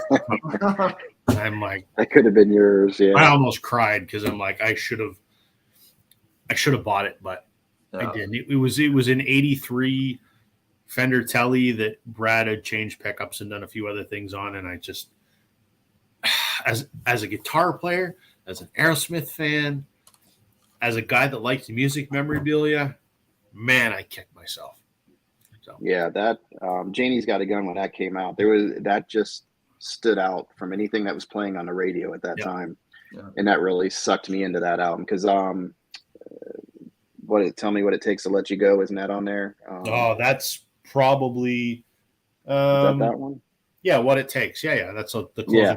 Oh. That's probably my favorite Aerosmith song, What It Takes. Oh, it's and I remember on MTV they had a little clip of them making that. They were in the studio and they were talking about it, and they gave you some insight on it. And yeah, that song, so much emotion and the feel of the song, and even there's something weird in there too. I think there's some harmonica, but isn't there something else? I forgot what else. Oh, the accordion. He plays accordion in there to fill the sound out a little bit. So yeah, I'm with you on those three. I like the earlier stuff, and after those three, a little bit of stuff, but those were the three. I could do without Love in an Elevator. It was played it too much. It was just true. It was know. Played a lot, but I just love the whole record. It's brings back a lot of memories. So yeah, I'm actually looking for a good copy of that one. I don't have it yet, but I'll definitely add it to my collection. This is an original from 80 whatever. I bought it at a flea market for like $5, and sweet. It is in. There's no ring wear. I mean, it's beautiful. The record itself is. I don't want to say near mint, but pretty damn close. So yeah, that's good. Yeah. All right, Sam, what do you have for number 6?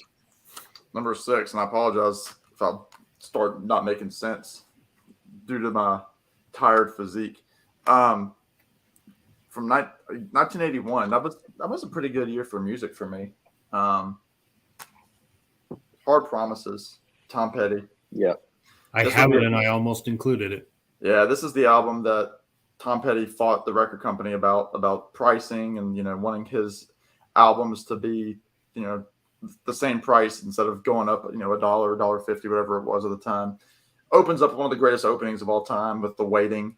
Yep. And then it kicks right into an underappreciated hit of Tom Petty's, A Woman in Love, But It's Not Me. Great music video too, in black and white in the warehouse. But then some songs like the deeper cuts, like Something Big, King's Road. A Thing About You is a killer, just fast-paced rocker. Insider, the beautiful duet with Stevie Nicks. Yeah. And then again, this is the same time he had written Stop Dragging My Heart Around, which was recorded as a Heartbreaker song. And then Stevie Nicks essentially took out some of the vocals and, Jimmy Iovine, because he was in both of their camps at that time, and just added her vocals into the Heartbreakers' actual recording. And then it ends with a great closing with You Can Still Change Your Mind. And it was just a great start to the 80s. I mean, The Waiting was like the Byrds, if the Byrds had survived the 70s and made it to the 80s. I mean, what can you say? It's Tom Petty. I'll probably almost at his most Tom Petty. A song like The Waiting, just one of the all-time great radio hits. So, yeah, that one, it didn't make my list because I grew up on the 80s Tom Petty, and I still have to work my way back. I have all the albums. I've heard them. I know that I like them, but they haven't stuck, yet. Mm-hmm. So that's the only reason I left it off the list, because it's not one of those that I just put on all the time like these other albums. Yeah. But yeah, that's actually when I first started getting back into vinyl, I finally, the one I have now is the 4th copy of it, because I kept getting crap copies with a skip or whatever. And then I found that good copy of it. So it's nice and clean and it plays nice. So yeah, I like that album a lot. Yeah. I see Gary's comment there about Honkin' on Bobo. That's an Aerosmith album that is much maligned and most people hate. I absolutely love it. I saw them on that tour. Good luck trying to find it on vinyl. It's virtually impossible. It's $500-$600 on Discogs if you can find one. Wow. I have one. Yeah, because that's during a time where they weren't. I think they only pressed maybe 5,000 of them worldwide. Yeah. So I bought it when it came out. And I love it. Yeah. Okay. Christian's gonna dig in. Yeah, I saw it. I wasn't going to acknowledge it. Well, I have to be fair, you know. We as host, John, you're allowed to block people for about 5 minutes, and Christian Okay. is starting to reach Christian, that you're out. yeah, that Christian annoying. needs a timeout.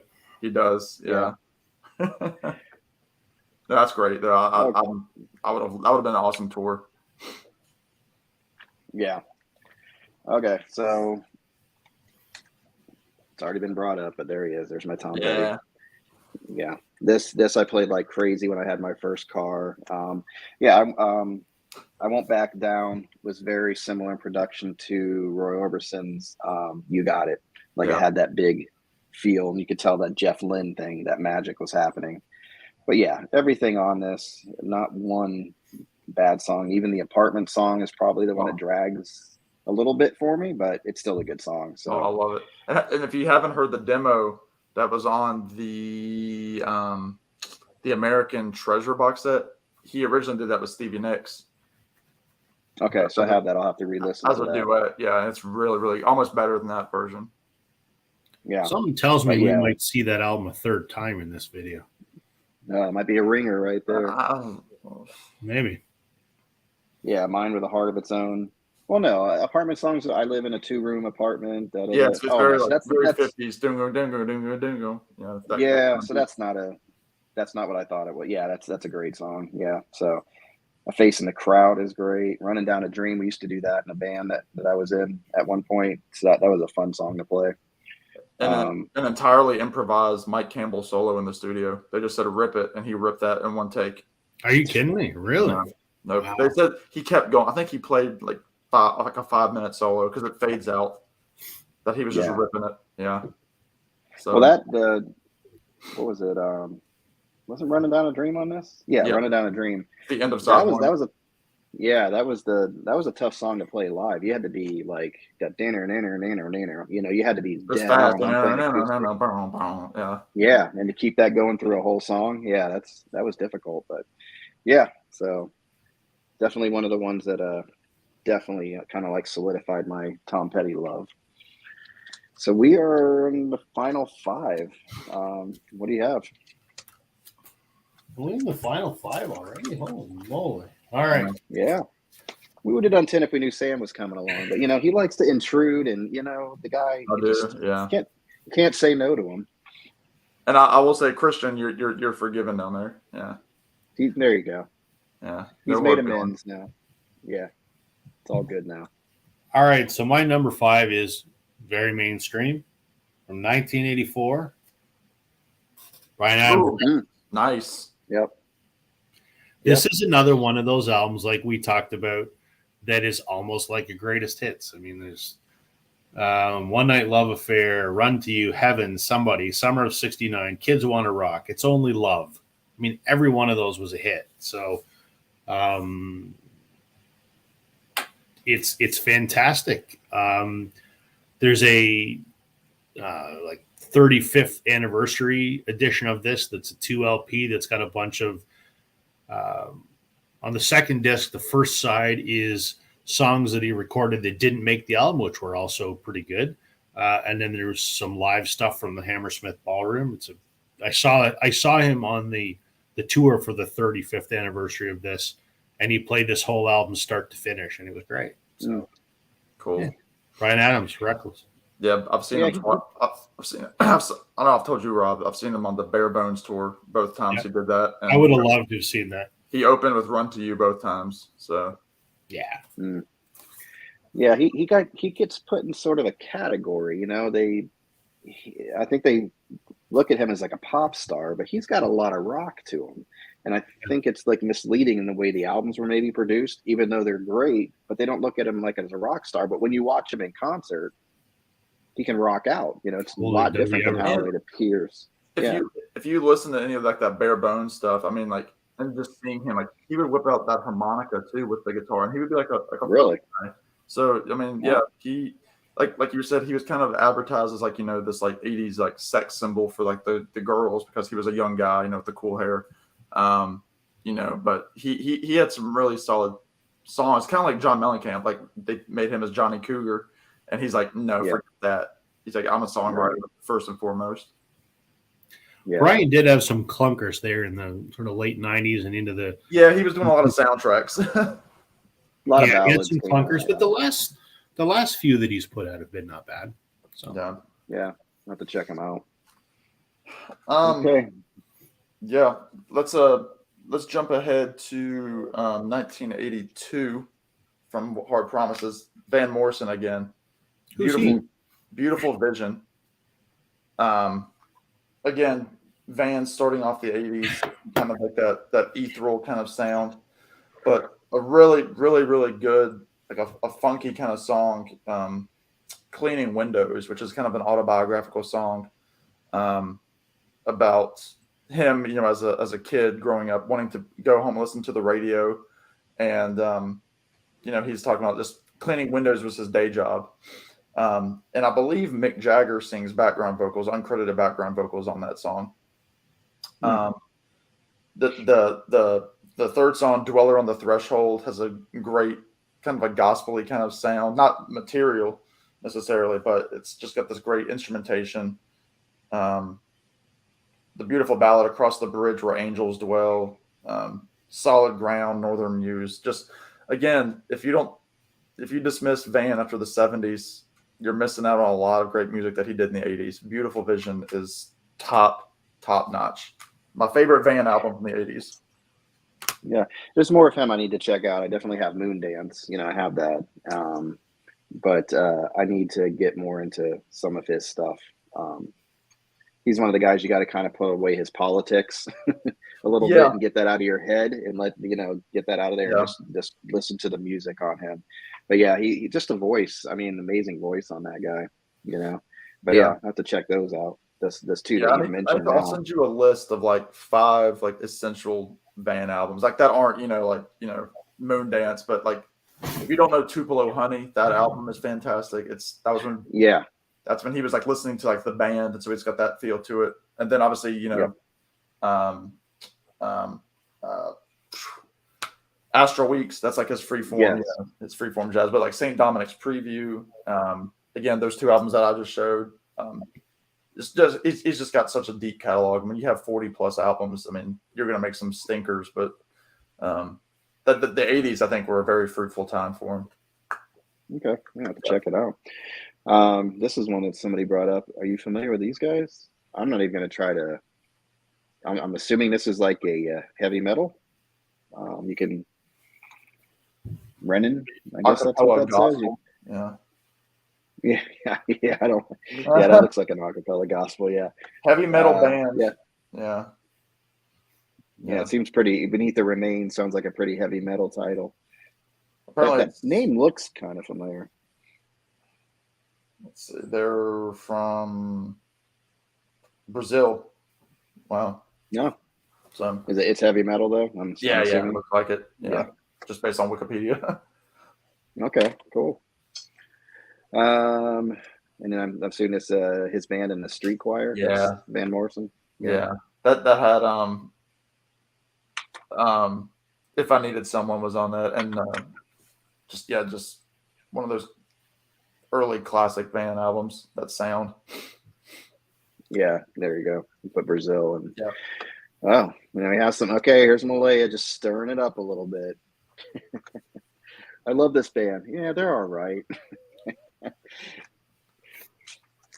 Okay, so you've heard of this guy, of course, right there with the Jeff Lynne, the whole production. This was the heartbreaking album for me because I think it came out after he passed, and You Got It. You Got It was already. He was on my radar with the Traveling Wilburys. I knew him from obviously his early stuff. What's his big song? Of course, I can't think of it right. Pretty now. Woman. Oh, Pretty Woman. That song. That one. So I knew about it, but then Traveling Wilburys actually just got me into him with those ballads that he had on there, and it was like an opera guy. He just sang from the heart and just belted it. So then when this came out and I heard You Got It, I'm like, oh, that's excellent. And then I'll never forget. I'm in high school. I'm driving this big junky pickup truck, and it comes on the radio that Roy Orbison passed away. I'm like, what? I was like devastated. He was only 52, and you looked at him and you thought he was, ancient by that point, but Yeah. It's funny once you get to your late 40s, 50s, you start going, oh, that's not that freaking old, But Yeah, right. yeah, I your vividly 17-year-old. remember hearing that. I was driving in the car with my mom, and I remember exactly where we were, and it came on the radio. Yeah. And I remember it as that was my first memory of a rock star dying for me. I want to say Yeah, it might be. Let's say for me, probably would have been Johnny Cash. I think I was about 10 years old, and I think I was driving.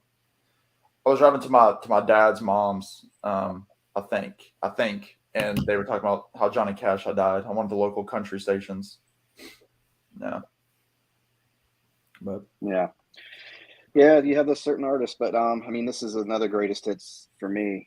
You got it in the real world. It was kind of like a throwback a little bit to the old style of his music too. It had it in there, even though it had like an '80s production in there.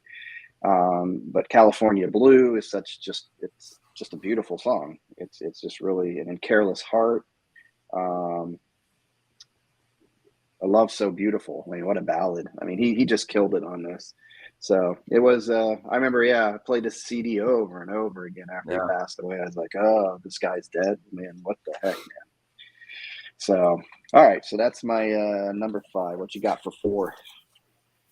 This may have made an appearance already. Oh, boy. That I does don't look know. familiar. I mean, I love Joshua Tree, and I had it out, and it's in my top 15 for sure. But I'm like, all right, I already got. I just wanted to pick one U2 record, so it had to be this one. For all the reasons we've talked about, it's kind of a concept album. I think it sort of fails a little bit as a concept album, but the stuff that's on it is just so damn good. Yeah, the interesting thing about this. And I don't know if the US one is the same. This is a Canadian first pressing. And the record, when you look at it, looks like a normal record. If I can get it out here.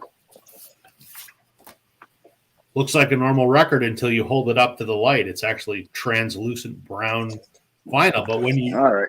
when you just pull it out and look at it, it looks black. So I don't know if the US one is the same way, but interesting.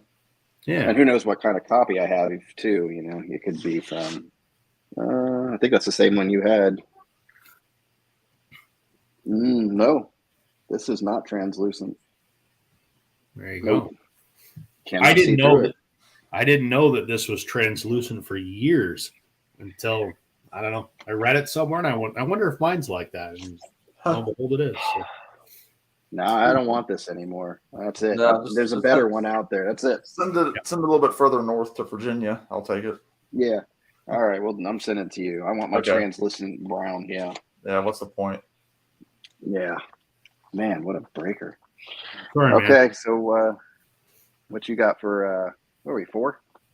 Yes. I just showed the album a few albums ago. I showed the album that came before this.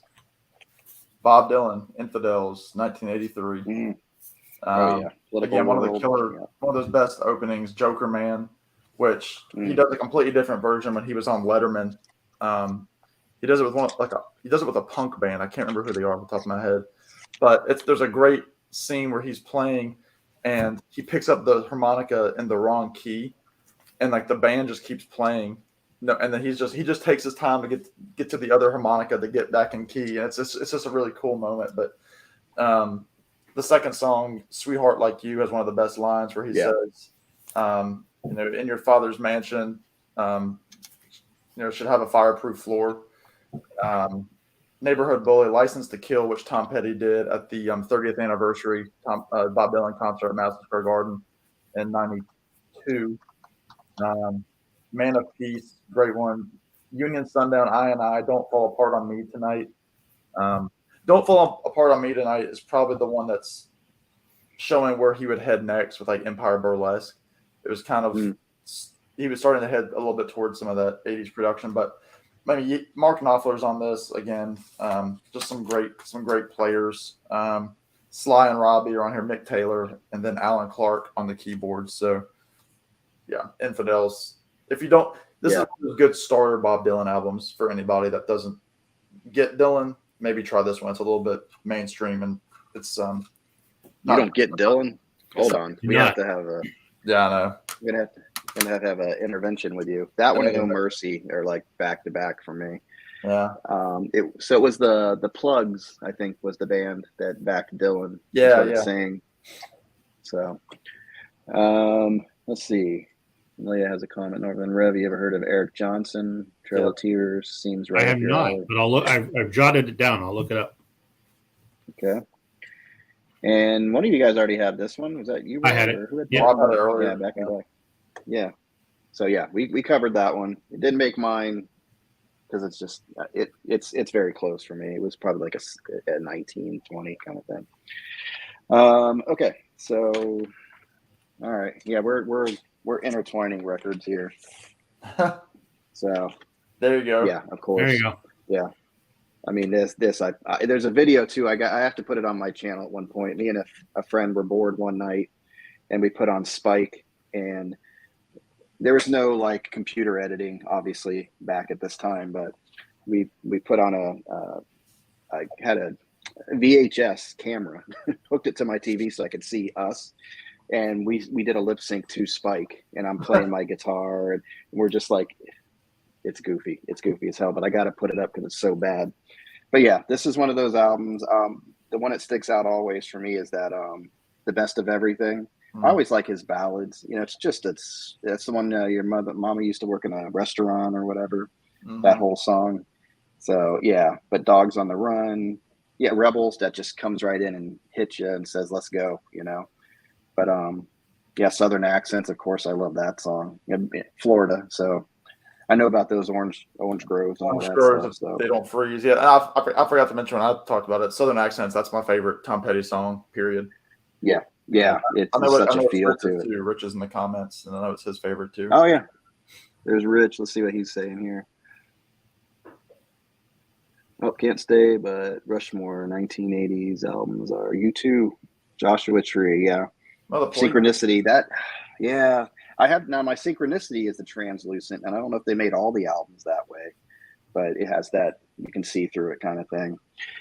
Yeah, The River, I'm with you. Scarecrow, see, I have to get into that album a little bit more, and I feel bad that I'm not into that album. But and it was there's songs that I like on it, but as a whole album, maybe I just haven't given enough time.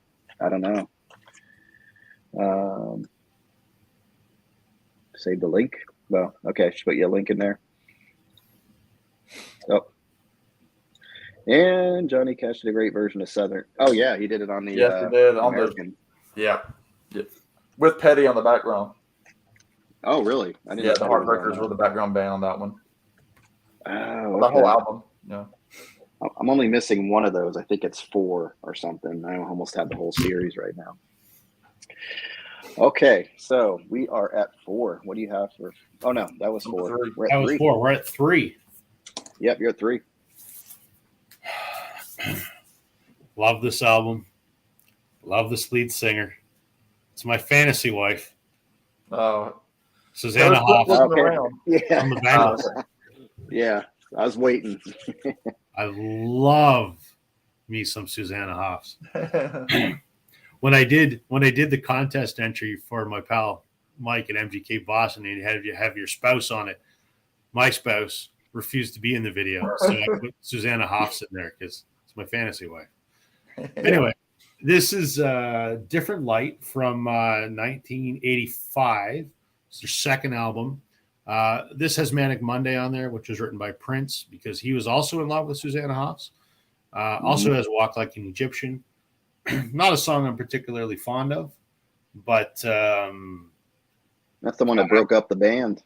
what's that? As soon as that's the one that broke up the band, is the rumor, because she had that look in that video where she looked to the side, Yeah, and every guy watching the video just freaking went, "Okay, I love you. Yep. you're my favorite." Yeah, yep, exactly. yeah. Great stuff on here. If She Knew What She Wants, September That's a good Girls, song. Walking Down the Street has the only Bengals song on here that I don't like, which is Following, which was a Michael Steele song, it's the only Bengals song in 6 albums that I don't like. But yeah, Different Light. I wish the Bengals still toured, but they don't, because I would love to see them. And I'm sure I could meet them because Vicky Peterson, who is the lead guitar player, I'm friends with her nephew. So if they ever come to this neck of the woods, I got my in to maybe meet Susanna Hoffs. Mm. And then I'd probably Yeah, I die don't of a know. heart attack. So Yeah. I don't know if she does solo stuff because there's a lot of YouTube shorts and stuff with her. She has in some there. great solo covers albums. yeah, she did three. She had 2 solo albums, and then she did 3 albums with Matthew Sweet called Under the Covers, and they're a bunch of covers. That's I don't have right. the individual albums, but they did a best of those 3 albums, which I do have, and it's fantastic. So apparently she just said on social media a week or 2 ago that she's putting together some new music. So I will be all over that like a fat kid on a Smartie. Well, here you go. Now, Malaya, I like Eternal Flame. Susanna apparently recorded that nude, which is even more exciting. Oh, that's okay. All right. No, I'm gonna have to and it being step out for a minute. I'm being serious. Being I hit serious. the wrong button. That is true. She's confirmed it because the producer convinced her to do that because it made her feel vulnerable, and I guess it brought some vulnerability to that song. I kind of agree. Actually, I'm not a giant fan of Eternal Flame, but it was their biggest hit actually. So. Oh yeah, I don't think Malaya's seen your video where Suzanne Haas makes I know a lot appearance. about Haas. She makes a special appearance in one of his videos. It's excellent. Yep. All right, what you got, Sam? Number 3, again, an album that I talk about a lot, and I mean, these last 3 albums, again, all 3 of these albums made my top 10 favorite albums of all time. So, I mean, what can I say about it? They're all 10s to me, and this is the first one. Graceland by Paul Simon. 1986. Obviously, this was the whole, anti-apartheid movement. He got in a lot of trouble with this album, going to South Africa and essentially collecting samples of songs, that going to the studios, inviting African musicians over, and they just played their hearts out. And he took all the music back home and recorded his stuff, with it. And then, went back the following year and did the Graceland concert while Nelson Mandela was in prison. But, I mean, it starts with The Boy in the Bubble with that fantastic Zydeco accordion. Then the title track, Graceland, which he said is the greatest record that he's ever made. He said that song is the greatest record he ever made. Then you have, the 1-2 punch of Diamonds in the Soles of Her Shoes right into You Can Call Me Al. One of the best concert moments of my life was seeing him do that back in 2018 on his Homeward Bound tour. Under African Skies, the duet with Linda Ronstadt, the beautiful a cappella Homeless with Ladysmith Black Mambazo, Crazy Love Volume 2, and then they closes with That Was That Was Your Mother. Then it goes into All Around the World with The Myth of the Fingerprints, which has Los Lobos on the background vocals and instrumentation. So it's just a perfect album. Again, one of those albums that it's 80s, but it's not.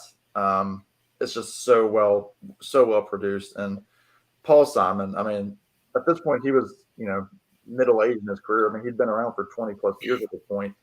So, that would be like somebody today that, started 20 plus years ago coming out with possibly their greatest album. I think it's his greatest album. I don't think anything else is close, but Graceland to me is number 3. Yeah, I have it. It hasn't grown on me, and it's funny because I remember Boy in the Bubble, and I like that video. It was a really cool video at the time. And then You Can Call Me Al with Chevy Chase, and sometimes a video would skew the song, and all you think is these goofy images. And after I listen to it, it's an album I'm waiting to grow on me. I have it. I know it's going to happen one day. Yeah. Because more and more, not watching the video and just listening to the song, I'm like, this has got a lot of cool stuff, and especially that bass down in there. And the guy that did it, actually, there's an interview. I don't know if you've seen it on YouTube, where he talks about what happened. It was his spur birthday. that Yeah, it was like improvised, right? Like he just Yeah, do so, something. It's like, what's cool about him is that he, up until Paul Simon stopped touring, he was still touring with him. He was the other member. He was the only member of the Graceland band that stayed with him or didn't pass away. And so, yeah, when he recorded it, he just recorded the first half, and then they tape looped it backwards. Oh, that's what it That was. boom, Yeah. boom, boom, boom, boom, that slap bass.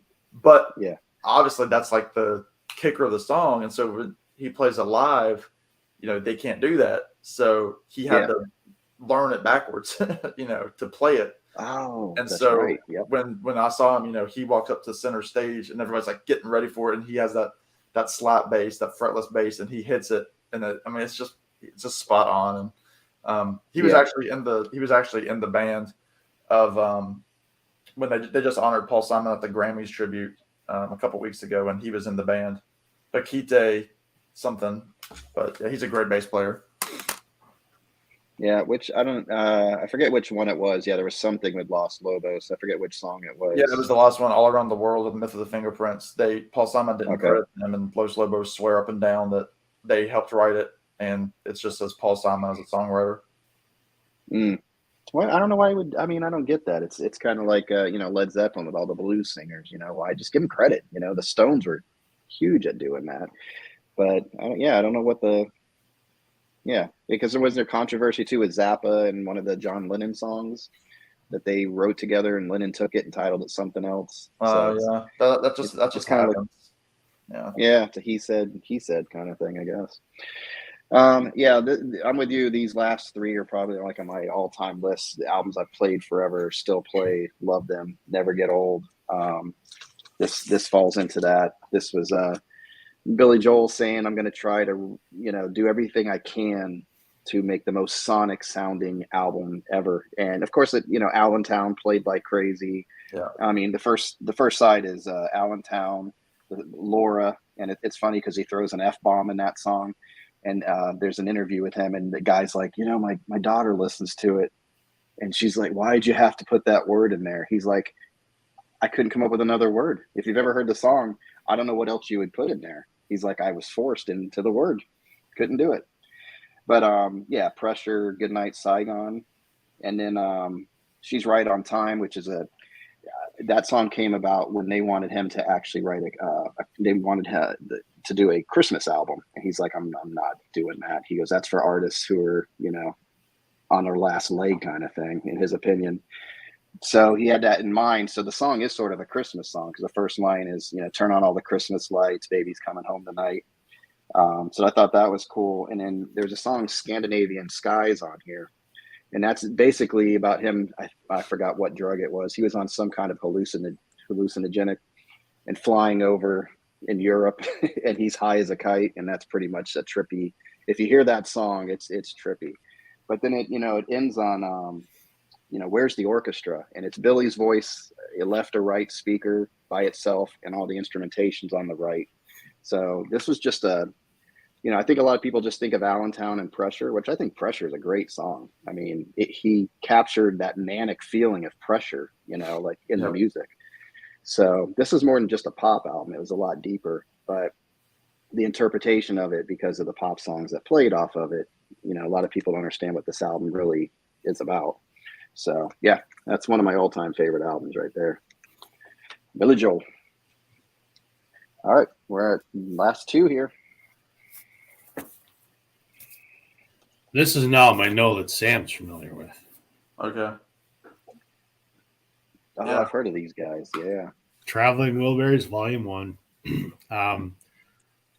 I play the shit out of this still. I haven't stopped playing it for 25 years. It's came out in 88.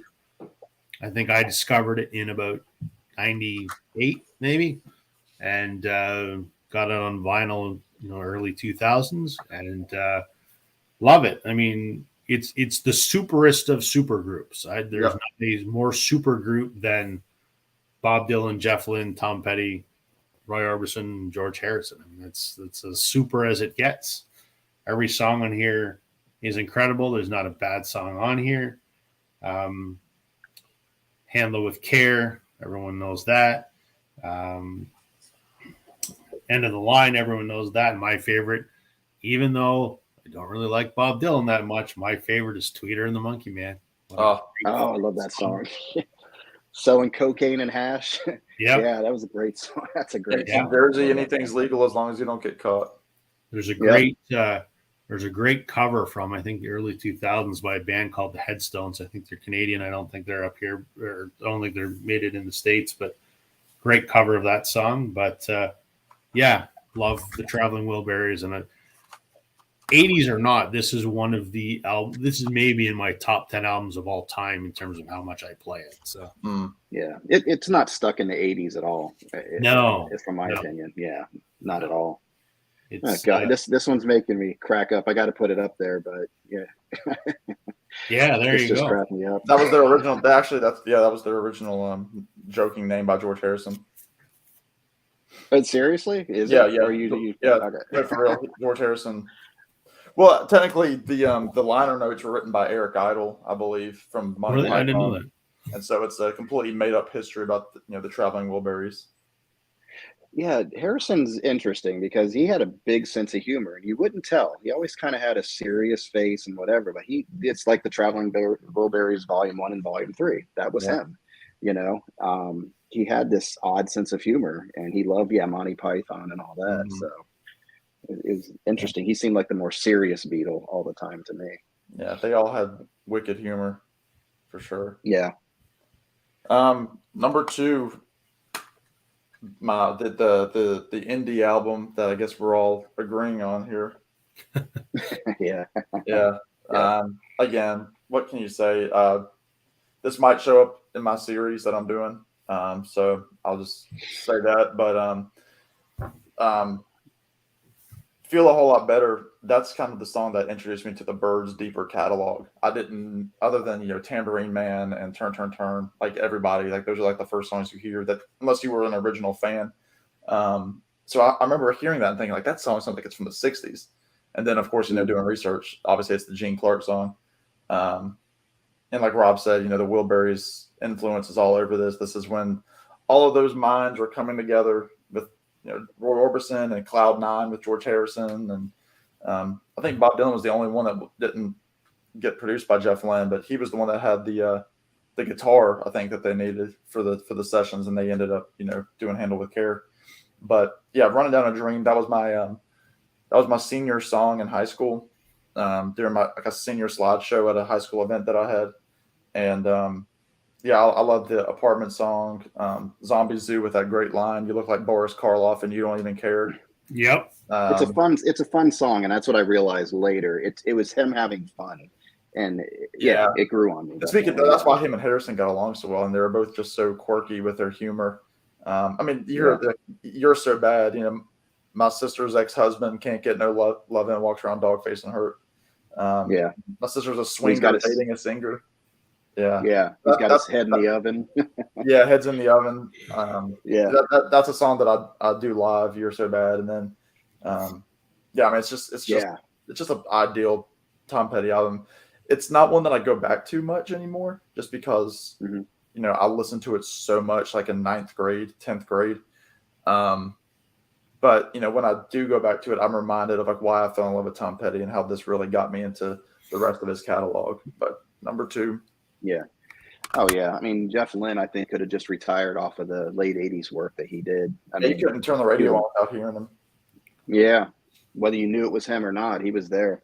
Mm-hmm. So I think we'll get to some of these here if we're trying to keep these guys up. But yeah, I've got to get up early. Sam, I don't know. We'll see if Sam ducks out, but we'll talk about a few real quick there. But my number 2, it's one that just never, ever, ever gets old for me. I love everything on it. I know, it was I had a sticker hanging out, but Momentary Lapse. They brought in because Gilmour, in my opinion, just can't write a lyric to save his life. Right. If you listen to like his solo albums, I know a lot of people like them, but his lyrics just don't do anything. But I think at this point, because right now his wife, she's a poet and an author, so she writes his lyrics. Yeah. So I don't know if she was involved on this one or not. Yeah, she was. But Yeah. Okay. So, but just, Learning to Fly has such a great song, or a sound. Dogs of War, on a Turning Away. I mean, that's just the guitar work in here is excellent. I mean, what do you guys think? I don't think this is stuck in the 80s. I think it had some feel, but it definitely wasn't your typical 80s music to me. Yeah, Um, it wasn't like heavy. It wasn't necessarily heavy 80s, but I know like some of the criticism is that like Nick Mason wasn't as involved because of the drums, like a lot of drum mhm. machines, um, which was and like that point, Rick Wright was kind of in and out as a touring guy, like he wasn't officially back, so like they had a lot of production to cover up Yeah. missing elements. Yeah, Yeah, it was definitely a different sounding Pink Floyd, a little definitely more commercial. But I just think all the sounds they had on here, just in Sorrow, the guitar work on Sorrow with that distortion. The first time I ever heard that, and that thing just hits you hard. I mean, the distortion on that song is amazing. But yeah, this one's just always been there. This is the remaster. I think last year, the year before, they re-released this with new mix and everything. So yeah, perfect album for me. All wow. right, man. So you're at number one. What is the number one? It's an album none of you have heard, none of you know. Sam might be able to guess what band it is. It came out in 1987 by a band from Toronto, a country rock band that is my favorite band, Blue Rodeo's Outskirts. Whoa! Knock Sam over with a feather. Wow. We talk about these guys Shocker. all the time. They never made it in the States, which is unfathomable to us Canadians. We don't get it. They're still around. This was their debut from '87. They're still around, so almost 40 years. They're in the Canadian Music Hall of Fame. They have 17 albums, a couple live albums. They're one of the most decorated bands. Our version of the Grammys are called the Junos. Yep. Won more Juno awards than any other artist. They're just a great country rock band. Couple huge, mammoth, absolute Canadian radio anthems on here. Try, and another song called Rose Colored Glasses. Just a great band. I love these guys. I know some of the guys in the band. I've seen them 48 times in concert. They're just absolutely incredible. So, Blue Rodeo's Outskirts. Yeah, I know the name. Yeah, like you said, I guess in the States I don't know. I was trying Nobody to see does. if there's any songs, like if they had a hit song or something that maybe Nope. I heard. No. Nope. But No. if you want to check them out, this is the album to start with. I think What's the title again? It's called Outskirts. Oh, okay. Yeah, Roberts on my turntable Yep. probably a year ago gave me their greatest hits, which remind me of the cover on that starts the album. The cover of their greatest hits is this weird like art. No, I mean like the very first song is a cover. Oh, it's they cover the Bee Gees "To Love Somebody." To Love Somebody, yeah. That is an amazing effing song. Because that was recorded for the album, right? For the Yeah. greatest hits, yeah. So I've only spun it once. I need to go back to it and then dive in because it's country rock, which I love, So Yeah, it's incredible. Yeah, I'll check that one out. All right, so All right. number one. Number one. No pressure. No What pressure. could it be? Well, I might give Rob the same kind of heart attack, he just gave me here. Yeah. So let's I'm ready. Oh my God. yeah, right. Oh, Yeah. I haven't heard of those guys. Like John Candy did in SCTV, yeah. I can't believe you don't have that on vinyl, Sam. I do have it on vinyl. Okay. After all the prep work that I put into Yeah, it, I get you. right? No, actually, Aaron with the Alamare gave me an original copy. But yeah, I mean, Volume 1, it's a perfect album. We've talked about it. Even two of the greatest lines of all time were on that album. The first one we talked about with Tweeter and the Monkey Man. The second one being the fantastic closing line to the song Margarita of "She wrote a long letter on a short piece of paper." Yeah. Tom Petty singing it through a grin. I mean, you can hear that yeah. grin. He probably only recorded that line one time because he was feeling it right there. And just it's incredible. It's incredible to think about that Handle with Care was going to be a B-side to a George Harrison song. Hmm. Can you like that? That's just unbelievable. And they said, no, we can't do this. And like the whole story of how the Wilburys got together, where like Jeff Lynne was at a stoplight and like Tom Petty pulled in, and that's where like they started meeting up for the Full Moon Fever sessions, or for the first Traveling Wilburys album, and then it broke into everything. And then actually, I want to say, I think today was actually the day that they filmed the video to End of the Line. Yep. Oh, really? So, and of course, that video. That's a great video. One of the last. It's heartbreaking. One of Yeah, the last, the rocking chair. Yeah. Yeah. It was just one of those last recordings by Roy Orbison. So it's so good that he got to finish the album. And what a way to go out, right? What a way to go Oh, out. God, yeah. And they talk about all the other four guys talked about he was everybody in that group's mentor, because he was the guy from the 50s. He was that bridge. And they talk about one of the very first tours that the Beatles ever did in England was opening for Roy Orbison, and they were just starstruck because he was their hero. And you figure he was probably only like 24 right there. Yeah. He wasn't much older than Harrison. Nope. And but when they talk about when he was singing Not Alone Anymore in the studio, they just said they were just like their jaws were just dropped, like they were just watching it, like teach us, master. But yeah, Right. it's a perfect album. It's in my top 5 favorite albums of all time. Traveling Wilburys Volume 1. Yeah. That's it. We'll get caught up real quick here and I'll show you mine. So we talked about Dokken a little bit. Again, I grew up with a lot of people that like Dokken. Is that we're breaking your heart, Malaya, because we're not bringing up Dokken? And then she's crying. So yeah, I think we did. We're gonna have to help Malaya a little bit and get some Dokken love. And Triumph. Yeah, I remember Triumph. Triumph, right. Yeah. Lay It on the Line. What a song.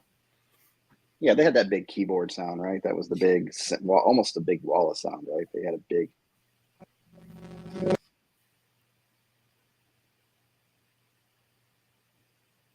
No.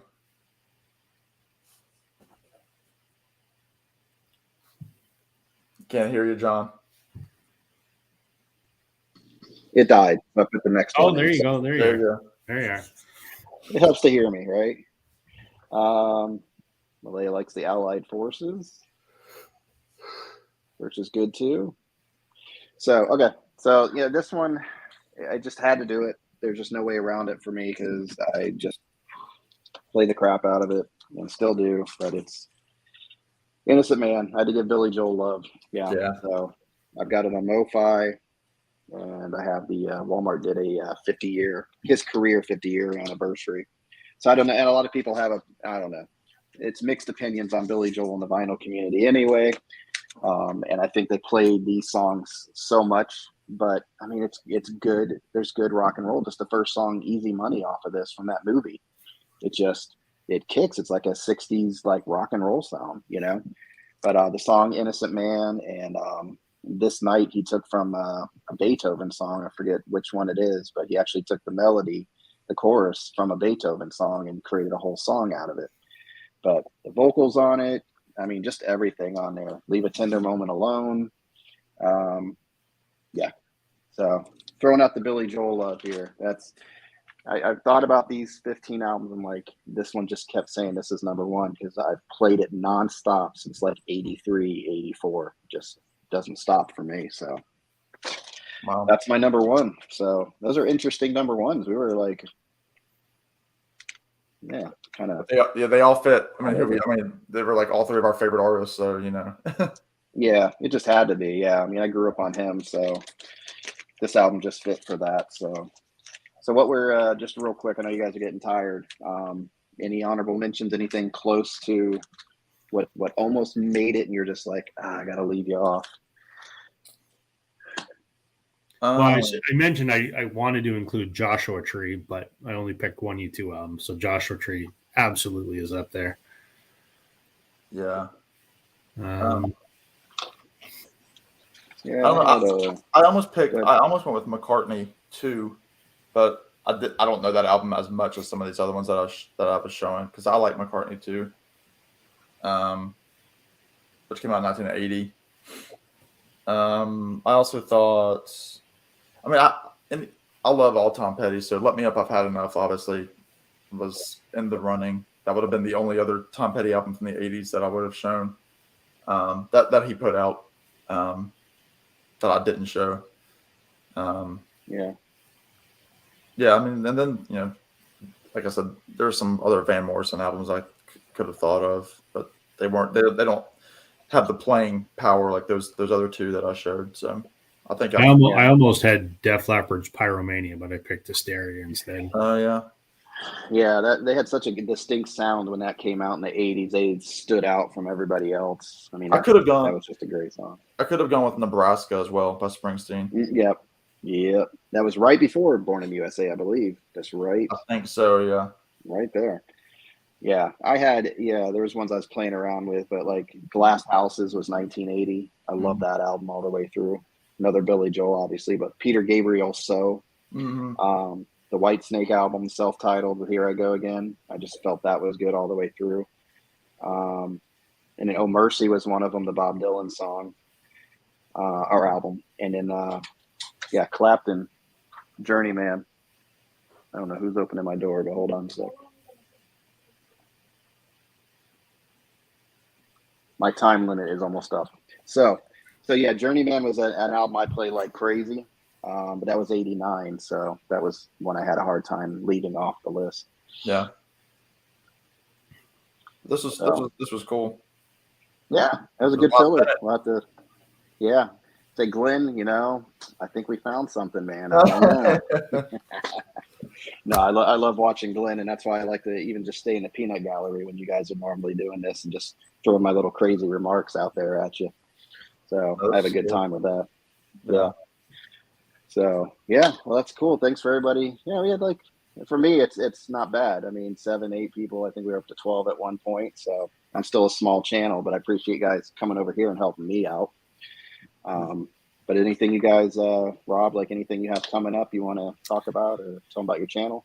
Well, I mentioned you and I talked at the beginning. It's my 1-year anniversary in the VC on the 28th, so 4 days from now. So I'm working on kind of like my favorite moments of the last year, making videos on YouTube. So that's coming out. And I just the last few days just posted that long 2-hour interview that I did with my buddy from Wilco and Blue Rodeo. He talked about his favorite albums that sort of shaped him as a musician. So that's a 2-parter that I put on. It's like got it down to about an hour and a half, both parts together. So that was an interesting. I enjoyed making that, and I just thought it was something different to have an actual musician who's made his career, making records, and everyone probably owns records that he's on. So that was fun to do. So yeah, cool. What you got coming up, Sam, or talk about your channel? Yeah, I just started a series. I'm 2 episodes in. Kind of whenever I'm feeling like it. It's not like the next 10 episodes are going to be back to back to back, but just a thing where I talk about albums that shaped me, my musical tastes, some albums that have personal stories behind it. It's just a little bit more than just showing, this is the Traveling Wilburys and I like these songs, kind of thing. It just kind of gives people kind of an open book into my upbringing and, how I was brought up on some of this music, who introduced me to what. So a couple of those albums might make an appearance in that. I've already done Traveling Wilburys 1 was my first episode, and then Oh Mercy was my second.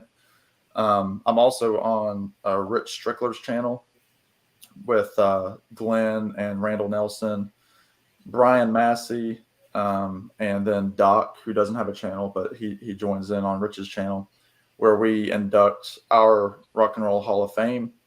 We're going year by year, just as the Rock and Roll Hall of Fame did, except we've got our own criteria, and it's essentially, we call it the authentic Hall of Fame because we don't put any filler in there. So that's coming up, and I know Glenn was kind of under the weather the past couple of days, but I know Glenn and myself and Larry Graves at some point on Larry's channel are going to be ranking, combining the first Crosby, Stills and Nash album and then Deja Vu and ranking the songs on that. So Oh, cool. kind of in honor of Crosby, who just passed. So Yeah. we'll be doing that whenever we're given the go ahead from Glenn. So that's coming up sometime on Larry's channel. Yeah, very cool. Yeah, I look forward to that one. Yeah. Here's a quick question. We'll just get through this. A lot of comments coming up. If Dylan and Lynn want to do another Wilburys album, who would fit in for that? Springsteen or Campbell? I don't know. It's funny because before they recorded Volume 3 after Orbison died, and this is always the for me the what could have been. They were talking about having Del Shannon replace Roy Orbison, and I thought that would have been amazing, but then Del Shannon ultimately took his own life. So I don't know who'd fit in now. Maybe Yeah, and Dale had that Jeff Lynne production as well. Yep. Yeah. Yeah, you have 3 of them that are gone now. All right, 3. Yeah. Yep. Orbison's gone, Harrison's gone, Petty's gone. They would have had to get Jim Keltner back on drums because he was the drummer. Yep. Otis Side, or they call him Nelson Sideberry, or whatever they call them. Something like that. Yeah. Yeah. I mean, you would have to go with some of the older guys. Mike Campbell was a good one. Well, he sounds so much like Tom Petty that, I mean, that's almost a no-brainer. They could pull in McGuinn. That would be cool. Yeah. Who still sounds great at 80. Yeah.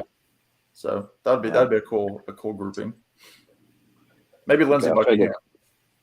Yeah, that would be bad. Yeah. All right, so one guy, what was it? Nick, never heard of Nebraska. That's interesting. Got to check that out. That's Springsteen, just him and a guitar, pretty much, right? Yeah. He did on a home track recorder too. So I'm not gonna get to all these comments, guys, but wow, everybody's asking stuff now. Yeah. But I have to kind of cut it close because something's happening back there with all the women folk in my house. So I've got to get up in about 5 hours. So yeah, thanks for everybody joining us. I appreciate it. Thanks everybody. One person mentioned that we did it. We kind of did this last minute. I think he just contacted me yesterday. Yep. So I tried to let everybody know, but yeah. And then they contacted me about 30 minutes prior. Well, you started making fun of me for cheating on you and Glenn. So yeah, I had to get in with this little love triangle. So yeah. But Sam and Glenn and I will be back next Tuesday at 8 Eastern, as we normally are, live from Glenn's basement. So yeah, check out Glenn's channel. Check out all these guys' channels. Let me get this. Where's my comment so you guys can see all their channel names real quick. But yeah, if you're not subscribed, everybody do it. So thanks, guys. I appreciate you guys. Thank you, John. Appreciate it, man. Thanks, everybody. You guys take care. All right, Rob. Take it easy, man. See you guys. See you guys. Bye.